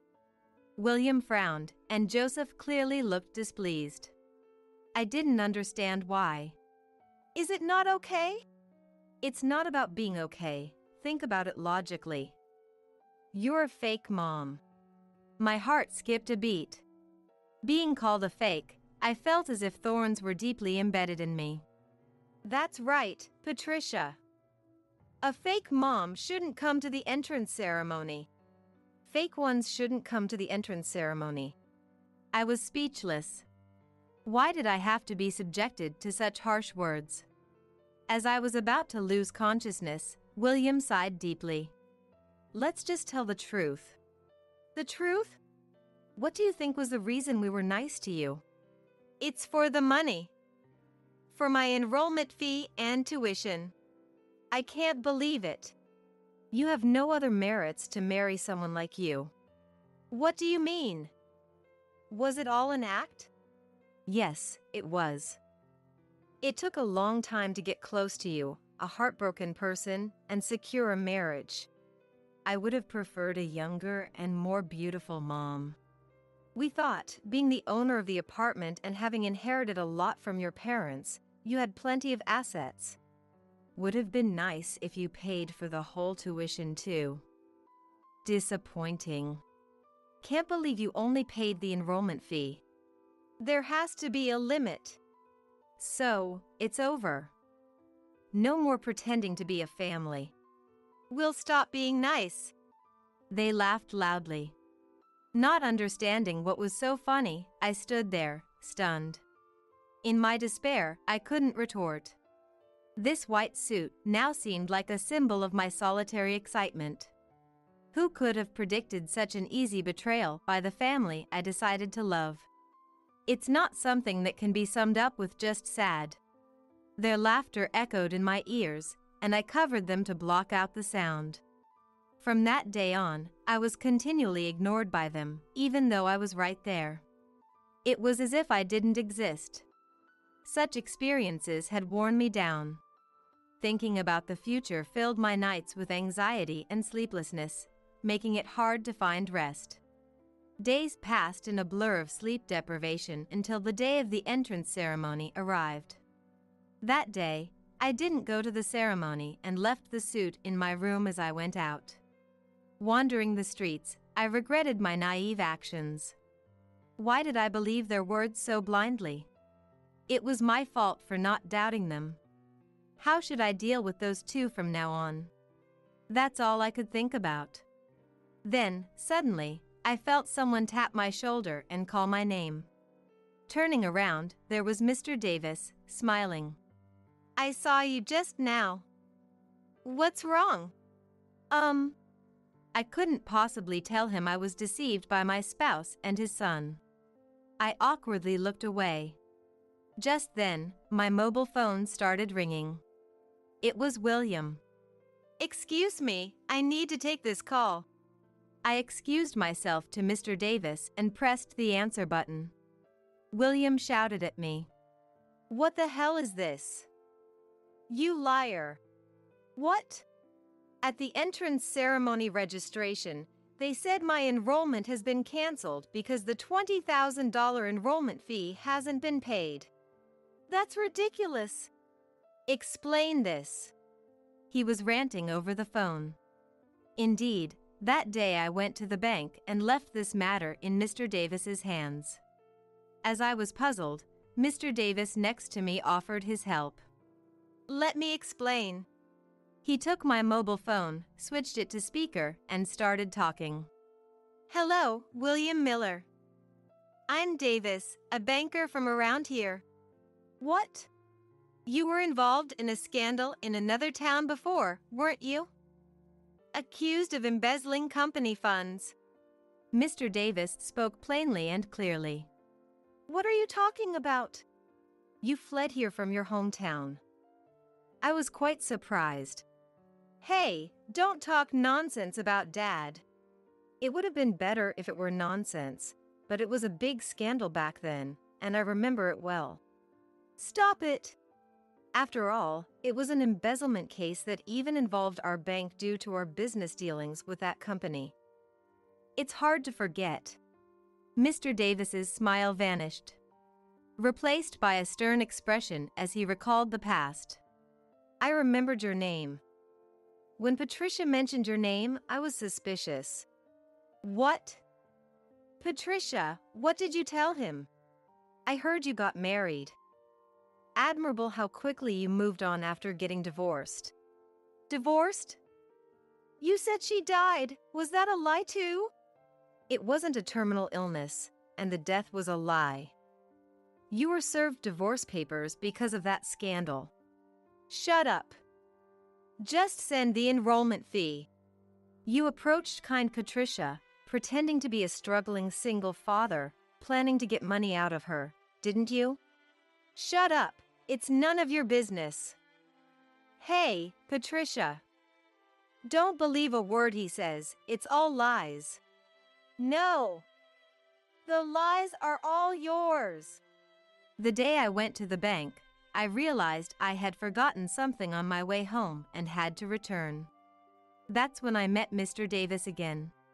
He mentioned he had some concerns about William and asked if we could delay the transfer a bit. Believing Mr. Davis, since there was still time until the payment deadline, I left the money in my bank account. I had told them I went to the bank, which led them to mistakenly believe I had made the transfer. I never said I had sent the money. That night, after showing them the suit, I discovered their true nature and intentions. It was then I understood why Mr. Davis wanted to wait before making the transfer. Today, I was on my way to the bank to clarify everything. I hadn't expected to run into him in the middle of the street, but hearing everything confirmed my suspicions. I kept asking William and Joseph to talk to me, What's with the suddenness? But they both ignored me, unaware that I hadn't made the transfer. William and Joseph were silent on the other end of the phone. Confronted with the truth by both Mr. Davis and me, they were rendered speechless. A few seconds later, the call ended and only ambient noise filled the air. After that day, the divorce between William and me was swiftly finalized. With everything exposed and his understanding of my financial status, William probably decided it was time to cut his losses. I never expected the smiling facade he presented to be just that, a facade. He and Joseph fled, leaving not just my apartment but also the town. Joseph's behavior had been problematic, often causing trouble at school. Though his academic performance was good, which is probably why his teachers overlooked his issues. Looking at their vacated room, I reflected on such rumors. Can such things really happen? It felt like something out of a drama or manga, with stories too bizarre to discern as truth or fiction. Yet, there was the undeniable fact of his capability to get accepted into a prestigious medical school. I regretted that such intellect couldn't have been applied more constructively. I've had enough of marriage. Years later, my apartment was to be rebuilt nearby, just a few minutes' walk from its original location. On the day I posted the notice about the apartment, I also went to the municipal office to discuss the displacement fee. That's when an error was discovered in the construction blueprints for the development project. The development area was reviewed, and it turned out that only a slight adjustment to the apartment's location was necessary. Both I and the residents were surprised and pleased by this turn of events. Though the reconstruction took time, it was completed sooner than expected. Taking this opportunity, the plumbing and other facilities were completely updated. However, I wondered if the residents would choose to stay. As I observed, it seemed they were willing to remain. Sorry to trouble you a bit longer. A friend of Mom's, who had made plans with me to visit her grave in remembrance, said this with a smile. Now, we visit the grave together once or twice a year and have meals together, enjoying a close relationship. Everyone moved to the new apartment smoothly, and the relocation proceeded without issues. The development also progressed, changing not just the apartment but the surrounding ambience. The creation of new roads was welcomed by delivery personnel for easier access. Going to the nearby supermarket became more convenient with the wider roads. The atmosphere seemed to brighten a bit. Exchanging greetings with the apartment residents remained unchanged. Everyone was still friendly and pleasant. Life is unpredictable, isn't it? My quiet murmur dissolved into the clear blue sky. I'm taking the air, the young master. Here's your settlement, $10,000.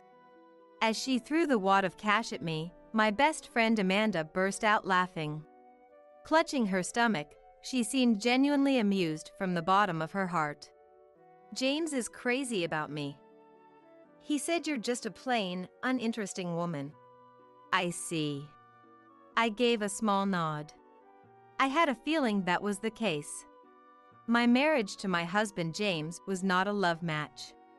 It was simply because James' father William, the chairman of a major corporation, took a liking to me and made me James' wife. Given James' personality, a woman like me must bore him to death. In contrast, Amanda has a glamorous appearance and is fun to talk to. I can understand why James likes her. Hey, don't you want the money? Amanda grinned, as if dangling bait in front of a stray dog. But she wasn't the only one who started laughing. The lawyer who had been silent beside me also burst into loud laughter, pointing at Amanda. My name is Dorothy. I was originally a doctor working at a hospital, but the chairman recognized my work ethic and I became his son's wife. That was 2 years ago. My husband James takes advantage of being the son of a major corporation and spends his time playing around. On paper, he has the same title of doctor as me, but I've never seen him actually treating patients. What's wrong? Sighing like that. It's nothing. One time, I was on the phone with my best friend Amanda while doing household chores. As I made stew in a pot, I said, "The chairman, my father-in-law William, is coming over tonight. But James is so caught up in his playtime that he shows no sign of coming home on time. That's definitely not good." On the other end of the line, Amanda's voice turned grim. "I'd go look for him, but I'm not done cooking yet." Wait a second. Amanda sounded surprised. Doesn't the housekeeper do the cooking? That's how it appears to the world, but the reality is different. I replied with a sigh. James had hired a housekeeper when he was single, and he left everything, not just cooking, to the housekeeper to take care of his personal affairs. But after marrying me, James fired that housekeeper, and so he pushed all the household chores onto me, his wife. You'd be bored staying home all the time, right? He would say with a sneer. I was perplexed. Because I had intended to continue working as a doctor after getting married. But in reality, I'm so swamped with housework that I can't leave the house. Living in a high-rise apartment may look like a dream from the outside. But the truth is, it's like being a caged bird. I thought you'd be living a better life. But you haven't told James' dad about this? How could I possibly tell him? Even if he's such a philanderer to William, James is his only son. William doesn't know the reality of our married life. So even now, thinking it's for James' livelihood, he sends money to hire a housekeeper. But all that money vanishes into funds for James to play around with. Getting married to someone favored by the parents sure has its hardships too. Amanda murmured, sounding conflicted. You never know what kind of man you'll end up with until you're actually married. And Dorothy ended up with a real dud in terms of character. Her voice was mixed with pity and exasperation. Since my student days, I had been indifferent to romance. Knowing this, Amanda was likely thinking to herself, Dorothy had no eye for men. In fact, Amanda started saying things like this. I wouldn't make that kind of mistake though. Mistake? You gotta do your research before dating someone. Men put on an act, so you can't be fooled by their nice demeanor. Her tone was slightly condescending. We've known each other since our student days, but Amanda has this side to her. According to her, since she was born 2 months earlier, she's the senior one. But at the same time, her advice is often off the mark, including this time. William kept pushing ahead with the wedding preparations, so I wasn't in a position to say I wanted to break it off. You thought about breaking it off? Amanda asked, sounding surprised. That's right. I had no intention of marrying James. Having stated that fact aloud myself, I was made aware of it anew. Why didn't you break it off then? Amanda, who likes to pry despite not grasping the essence of things. The stew was ready. Turning off the heat, I continued speaking. I felt like we weren't a good match. What? So, the moment I met James, I knew I couldn't fall in love with him. I confessed straightforwardly. At that moment, a brief silence falls. The one to break the silence was Amanda. You mean like intuition? I guess so. Anyway, it wasn't about his looks or personality or anything like that. I just felt James and I weren't suited to be husband and wife. How luxurious, Amanda said with a groan. Then you should have given that marriage proposal to me. I really should have. They both like flashy things, so surely Amanda and James would make a better match. Imagining it made me a little envious. Oh, William will be here soon, so I need to set out the food. Wow, sounds rough. After a deflated response, we end the call. Everyday life immediately resumes. James doesn't come back. With no choice, I welcome William alone. Is James not here? Seems he's busy with work. I have no choice but to fib. In terms of education and job title, James is an outstanding person.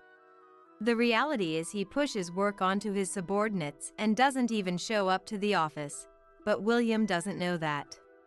So even now, he praises the food I made like this. It's a shame I can't directly thank the person who made this meal. I'll pass along the message. Suppressing my welling frustration, I reply. William smiles and says to me, Then please tell them this.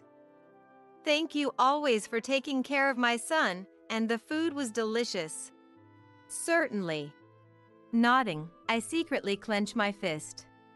Those words should rightfully be directed at me. Later on, it seems Amanda made contact with James. Her first words over the phone were, Dorothy's husband is handsome, huh? You met James? I mean, from what I heard, he sounds like an awful husband, right? That actually made me curious. It was an opinion typical of Amanda with her strong curiosity. Dismayed, I still wait for her next words. His personality didn't seem that bad, but his fake pleasantry smile was definitely suspicious. That was clearly an act. You can tell from a smile?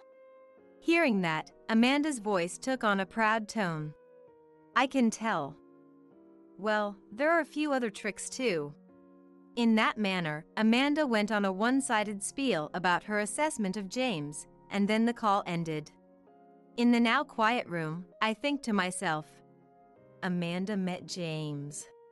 That was all there was to it. But for some reason, that fact caught in my chest and raised questions. I recall a feeling I had before. That James and Amanda would surely make a good match. No way. Shaking off the bad premonition, I returned to the housework. A housewife doesn't have the luxury to indulge in sentimentality. Even in my doctor days there were physically demanding aspects, but on top of that, housework includes manual labor too. However, this is something other housewives won't accept even if I tell them. What? Manual labor is something the husband should do, no? The neighborhood ladies said with a laugh, and in the first place, many families living in this class of high-rise employ housekeepers. Not being understood is painful too, huh? Once again, my hand wiping the window stops. I notice tears have welled up in my eyes. What are you doing? Huh? A voice from behind startles me. Looking at the clock, it was already time for James to come home.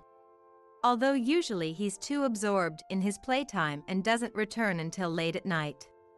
Today of all days, he seems to have properly come home on time.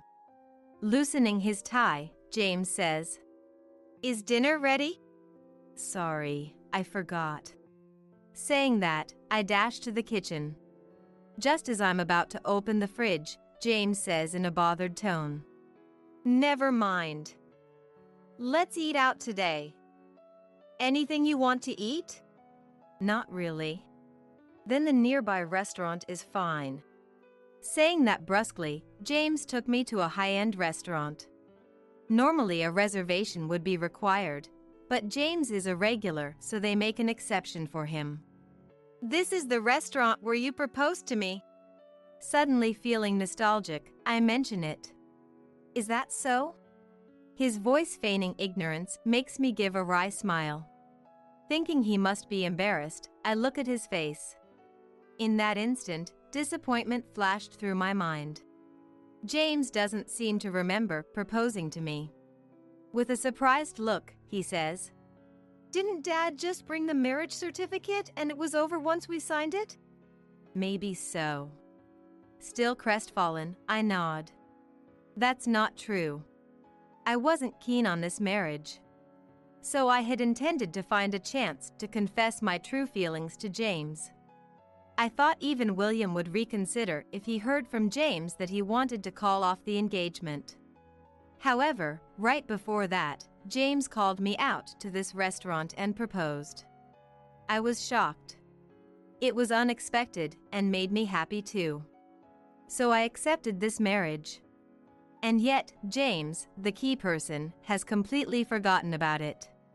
Come to think of it, I met someone today who said she was your friend. You mean Amanda? Yeah, that was her name. James nodded as if confirming his own memory. She was beautiful. Wasn't she? Oh, I was surprised. She had a youthfulness that belied being over 30. James said, sounding impressed. I figured as much. Amanda is single, but it's not like men don't hit on her. Rather the opposite, she's always blessed with new boyfriends. What did you two talk about? Well, she got mad at me, telling me not to trouble my best friend so much. James lowered his eyes, looking uncomfortable. That gesture was boyish and somehow charming. However, that wasn't the important part. Amanda, what have you done? Dorothy? Though James seemed puzzled, I was too preoccupied to care. I had told Amanda not to tell anyone. Yet she apparently shared my complaints about him to James himself of all people. You don't need to mind what Amanda said. But... Excuse me, valued customers. The restaurant staff approached. We request that you please keep your voices down. Oh, okay. Taking the opportunity of being warned, we placed our order. The chef's recommended course, it was the restaurant's signature course, with the dishes determined by the ingredients procured that day. I wonder what will come out today. Who knows? I excitedly awaited the food. However, excuse me. Is there a problem? The staff remained unperturbed, but my face had likely turned somewhat pale. What was brought out was a course meal for one person. I'm the worst as a husband, huh? James said as he started eating. I hurriedly denied his words.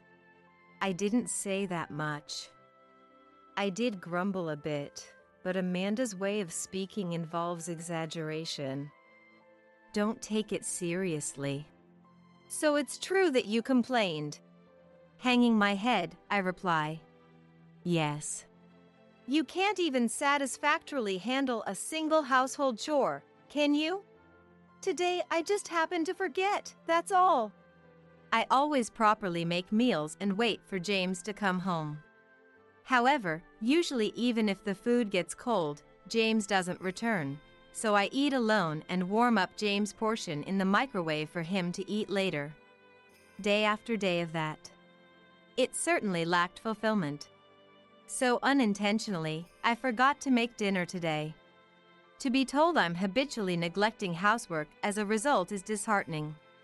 I was wrong to forget to cook and to complain about you to a friend. But I don't recall deserving this treatment. We need to be quiet in this restaurant. Ignoring my side of the story, James said that. I silently waited for James to finish eating, desperately enduring the rumbling of my empty stomach, lest I let my guard down. On the way home, despite sitting in the passenger seat, James felt so distant. In reality, his feelings had likely long since left me. While driving, James spoke. You said it was fine to give me to Amanda, didn't you? That's dash. That's not something I brought up. Amanda had merely said it as a joke. Before I knew it, all of Amanda's words were being twisted in a way unfavorable to me. It couldn't be that Amanda. I shake my head, denying the worst possibility.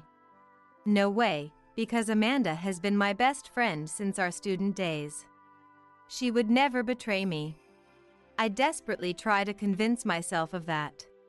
However, immediately after, James said, "Can we break up?" What? I've decided to remarry Amanda, you see. The car stops. A figure swiftly gets into the back seat. My heart leaps. There's no mistake. The one who got in was Amanda. casually crossing her legs in the seat, she says. James told you, right? If you get it, then get out of the car. No way! Stunned speechless, the two repeatedly told me to get out of the car. Overwhelmed by the pressure, I ended up exiting the vehicle. The car immediately speeds off. Left behind on the dark road, I stand there in a daze for a while. By the time I come to my senses, I had started crying. With a hoarse voice dried out from tears, I call a friend. Thomas? Due to circumstances, I can't go home. Come pick me up. What's that about? My friend Thomas didn't seem to grasp the situation well. Even so, he apparently sensed from my tearful voice that it wasn't an ordinary occurrence. Got it. I'll come get you right away. Please. Ending the call, I crouched at the side of the road. Eventually, a single car arrives. Dorothy. Thank you, Thomas. By Thomas's car, I was somehow able to return to my parents' home. During the ride, Thomas didn't ask me about the circumstances. My parents were shocked to see me with eyes swollen from crying.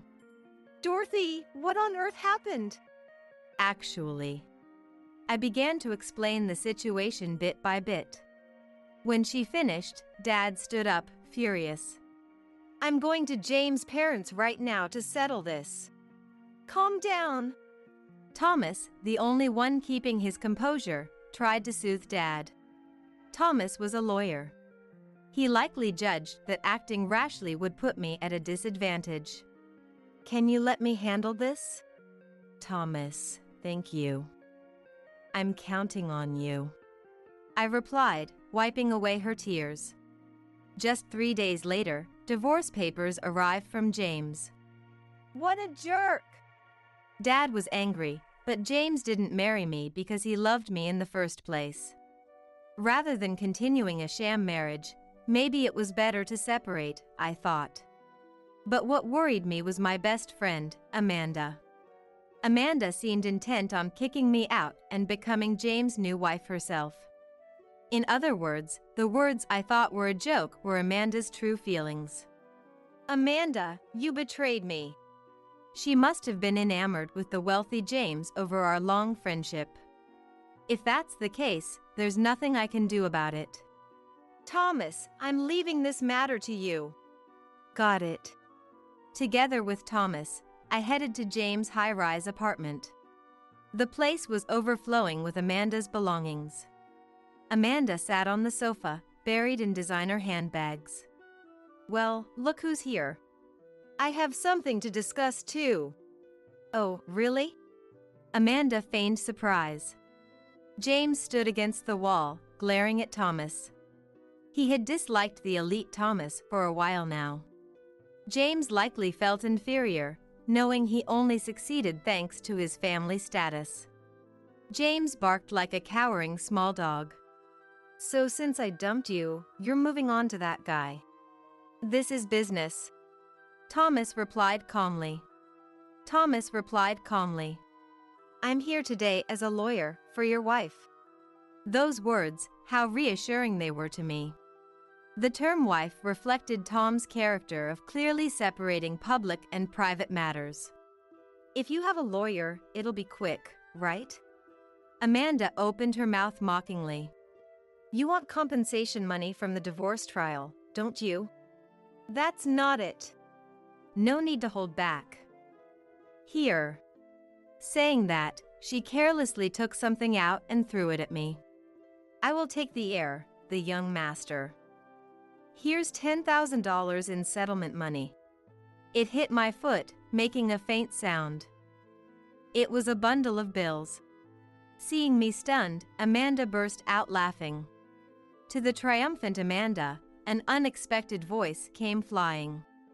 The heir is Dorothy. Huh? A dumbfounded moment passed. Thomas started laughing as loudly as Amanda. I looked at James. He too had a look of disbelief on his face. That's ridiculous. I'm Dad's son. That's right. Tom nodded once, then continued his explanation. However, this is the decision of the conglomerate's chairman, your father. Don't talk nonsense. Why would Dad? Even as he retorted, James' face gradually turned pale. He must be thinking, it can't be. Amanda also seemed shaken by Tom's words. To the two of them, Tom said in a businesslike tone, "The chairman knew everything." What did you say? James finally started trembling violently. It's no wonder. Looking back on his deeds up until now, they were all things that would tarnish the conglomerate's prestige. Even James must know that. And if William had grasped all those actions? The chairman said he had been waiting for the day James would have a change of heart. But with this incident, the chairman judged that a change of heart was hopeless. Wait. I'll talk to Dad right now. Compared to Tom's clear voice, James' voice was pathetic. At the same time, the chairman highly valued Dorothy's dedication thus far and appointed her as the guardian of his grandchild. Grandchild? Dad doesn't have a... James stopped mid-sentence, seeming to understand. James looked at me with a surprised face. I nodded. William's successor isn't you. It's your child inside my belly. You never said a word about having a child, said James, flustered. I was going to tell you soon. I never thought I'd end up telling you like this, though. Even as I answered, there was a sense of emptiness. James and I are already over as husband and wife. Maybe we were over from the start. In any case, I felt sorry for the child that would be born between such parents. You said you didn't see Dorothy as a woman. Amanda, enraged, yelled at James.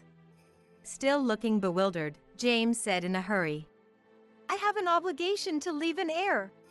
What will you do if that heir takes your position? I never even thought about it. The two exploded in anger at each other. I said, exasperated, until this child comes of age, I will be the organization's representative. In other words, Dorothy is essentially the successor. Tom added cleverly. James, his face pale, asked tremblingly, So what happens to me now? Naturally, you'll have to step down from your current position. That seat belongs to Dorothy. Saying that, Tom took out some documents from his briefcase and showed them. They all had the chairman's signature. Oh no! James, upon receiving and checking the documents, collapsed on the spot. The documents slipped from James' hands and fluttered in the air. Someone swiftly grabbed them. It was Amanda. If we tear this up, it'll be meaningless, she said, tearing the documents in anger. Yet Thomas remained unfazed. Those documents are copies. What? The real documents are with the chairman. Now, go to the chairman. And try tearing up all the documents. Clear provocation and contempt were contained in those words. Amanda screamed. There's no way we can do that. Just give up, Amanda said firmly. It's all been decided, Thomas stated with finality. Thomas turned on his heel. And I followed suit, starting to walk away. From behind, I heard James' weak, pleading voice. Wait. Let's call off the divorce. That child needs a father. Right? Maybe if you were a normal dad. I didn't even bother turning around anymore. With my back still turned, I said, But you? You'll only be a bad example for this child. But you? You'll only be a bad example for this child. Dorothy, don't say that. I'm the kids. He was probably trying to assert that he was the dad. Interrupting his voice, I declared, This child has no dad. Don't be ridiculous. His weak voice suddenly turned angry. If it's not my kid, then they can't be the successor, right? That's right. That's why William made his decision. James got into a car accident and is gone now. At least, that's what Will announced to the public. What the hell is that? Weakness and confusion returned to James' voice. Yes. That's how it should be, James. If we reveal the truth as is, it will tarnish the prestige of the conglomerate. That's why the chairman is using the accident as a pretext to exile you and entrust everything to his grandchild. But this man is still alive, Amanda said desperately. With my hand on the doorknob, I replied, "Why don't you turn on the TV? The news about James being in an accident should be on by now." No way! The boldness vanished from Amanda's usually assertive voice. Thomas and I left the room. Walking side by side down the hallway, I asked, What's going to happen to James now? "Who knows? Maybe he'll be given a new identity and have to start over from scratch." Thomas's tone had returned to its usual casual manner. His job was done. Now, my job was waiting for me. Many media outlets had jumped on the story of a former doctor who had lost her husband in an accident and would now live as the guardian of his child. After all, there was already a high level of social interest in me to begin with. An unknown doctor catches the eye of the chairman of a conglomerate and becomes his son's wife. That alone was already impactful enough. How do you feel right now? Me? Not much. I just feel sorry for my son. I conveyed my true feelings to the reporters pointing their microphones at me. In my arms was the newborn figure of my son, Brian. This child doesn't like the sound of camera shutters. Sorry about that. Brian was now an important figure who single-handedly carried the future of the conglomerate on his shoulders. I couldn't afford to draw his ire. I made my way through the waves of reporters surrounding my home. I got into the company car and headed to work. Excuse me. The car stopped midway and a woman got in. It was Deborah, the babysitter who would take care of Brian in my place. "Thanks for your help again today." Of course. Nodding, Deborah held Brian close. Brian let out a happy laugh. A smile also appeared on Deborah's face. I can't believe he's become so attached to me. Your sincerity got through to him. When I said that, Deborah smiled. With someone like her, I can entrust my son with peace of mind. The car started moving again. My new workplace is the space James used to dominate. However, his subordinates had the worst impression of him. When I arrived at the office, one of the subordinates who had just come to work spoke to me. Good morning, Dorothy. Good morning. I returned the greeting in the same manner. We walked together, chatting casually. I'm so glad you're here, Dorothy, the subordinate said with a deep sense of relief. I gave a wry smile.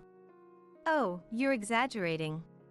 No, James just dumped all the work on us and did nothing himself. To be honest, he was a nuisance. The subordinate's true feelings. I felt a chill in my heart. I'll work hard so I don't get the same evaluation. Yes. The subordinate's face, nodding in agreement, was filled with expectation and trust. For now, I'm adored by my subordinates. But it's not because I'm capable. It's simply a psychological response of expecting the next boss to be better because the previous one was so bad. I need to stay on my toes. Muttering to myself, I started my desk work. Because James had been slacking off, work was greatly stagnant. Just getting through it required a lot of time and effort. I went to see Brian after work. I could have had him wait at home, but I wanted to see Brian during my break, so I had Brian and Deborah wait in a separate room. Also, at home, we would be surrounded by reporters. Having them accompany me was also about protecting them. Dorothy. Where's Brian? When I asked Deborah, who had approached me, she showed me Brian in her arms. Brian was sleeping peacefully. He's sleeping so well. He's such a good boy. Is that so? I couldn't help thinking that it was good he didn't resemble James. Brian's features definitely had traces of James. Maybe his personality will end up being similar too. I had a moment of such anxiety. I wonder who Brian takes after. Sleeping so peacefully like this. It's definitely you, Dorothy. You think so? A heartwarming moment passed. It was when I left the office and headed for my ride. Dorothy. Suddenly, a man in dirty clothes leaped out from the shadows. His appearance had changed drastically, but I recognized his voice. It was James. Stay back. Okay. Deborah was terrified. I stood between her and Brian, guarding them from James. What's this all of a sudden? You ruined my whole life. The conversation was completely disjointed. James continued to rant. You took my place. If it weren't for you, give me back my place. James was growling like a stray dog. I replied calmly. I didn't take it. It was taken from you because you didn't fulfill your responsibilities. Shut up. I bet you whispered in Dad's ear and had him kick me out. James, consumed by suspicion, couldn't be reached with words. Deborah asked timidly. That man, could he be? That's right. A man who is already considered long gone by society. That's James. However, James himself is still alive, abandoned without any help, all alone. I shouldn't have bothered with you in the first place. Another figure appeared. It was Amanda, also in a disheveled state. Amanda pointed at James and shouted, I only gave you a chance because you said you were a rich boy, but now you've fallen to being just a jobless bum. Then get away from me. Having you around is just a nuisance when you can't even cook. He retorted back at Amanda, not backing down. Amanda's face contorted even more with anger. What are you saying? I can't get a job because your father leaked my information to corporate executives. Take responsibility. That's because you got greedy beyond your status. The two endlessly complained about each other. Truly, weren't they a perfect match no matter what? They're suspicious people. Someone call the police. I grabbed Deborah's hand and started running. Right now, the two of them were absorbed in each other in a sense. It was now or never to escape. Hey, Dorothy! Don't you run away, you coward. I felt the two of them chasing after us. Hearing the commotion from inside the office, male employees and security guards came rushing out. Before long, the two were restrained by the sturdy security guards. James shouted in frustration. I didn't do anything. So why am I going through this? Doing nothing is your problem. I said that, as if spitting it out. James and Amanda were taken away by the police as dangerous individuals. From then on, they were forbidden from approaching me and Brian. Forbidden from approaching my own wife and child? That's ridiculous. He apparently made that claim, but of course, James was no longer my husband or anything. The more he spoke, the more he creeped out those around him, they say. Amanda also couldn't get a job because William pulled some strings behind the scenes, so she reluctantly stuck with James.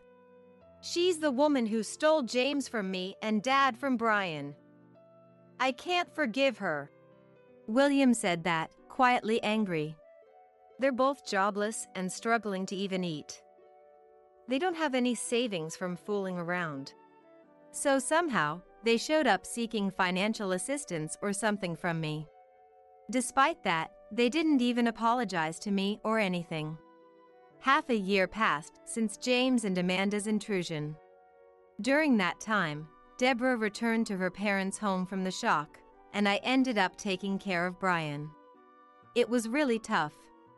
I'd go see him during breaks and after work to breastfeed him. Just that made me feel like a mom, but the reality wasn't like that at all. You're crying again. What's wrong? Are you hungry? Or is something wrong with your diaper? Even when I talked to him, there was no response. He was still a baby who couldn't speak yet. I picked up the sobbing Brian and gently called his name. Don't cry, Brian. I wonder if those words got through to him. Brian looked up at me with teary eyes. I'm sorry, Brian, that you don't have a dad. But I'll work hard for both of us. I said that with a prayer. The words still didn't seem to get through. He probably just happened to stop crying by coincidence. Deborah will take care of you again starting tomorrow. I got a call from Deborah. She said she recovered from the shock and will return to her babysitting job. Brian is more attached to Deborah, if anything. She spends more time with him and has been handling this difficult childcare. I'm grateful, not jealous at all. But I'll become a mom you can be proud of. From now on, I won't just leave it all to Deborah, I'll study childcare too. And so, let's live together, the two of us, with my one and only irreplaceable family.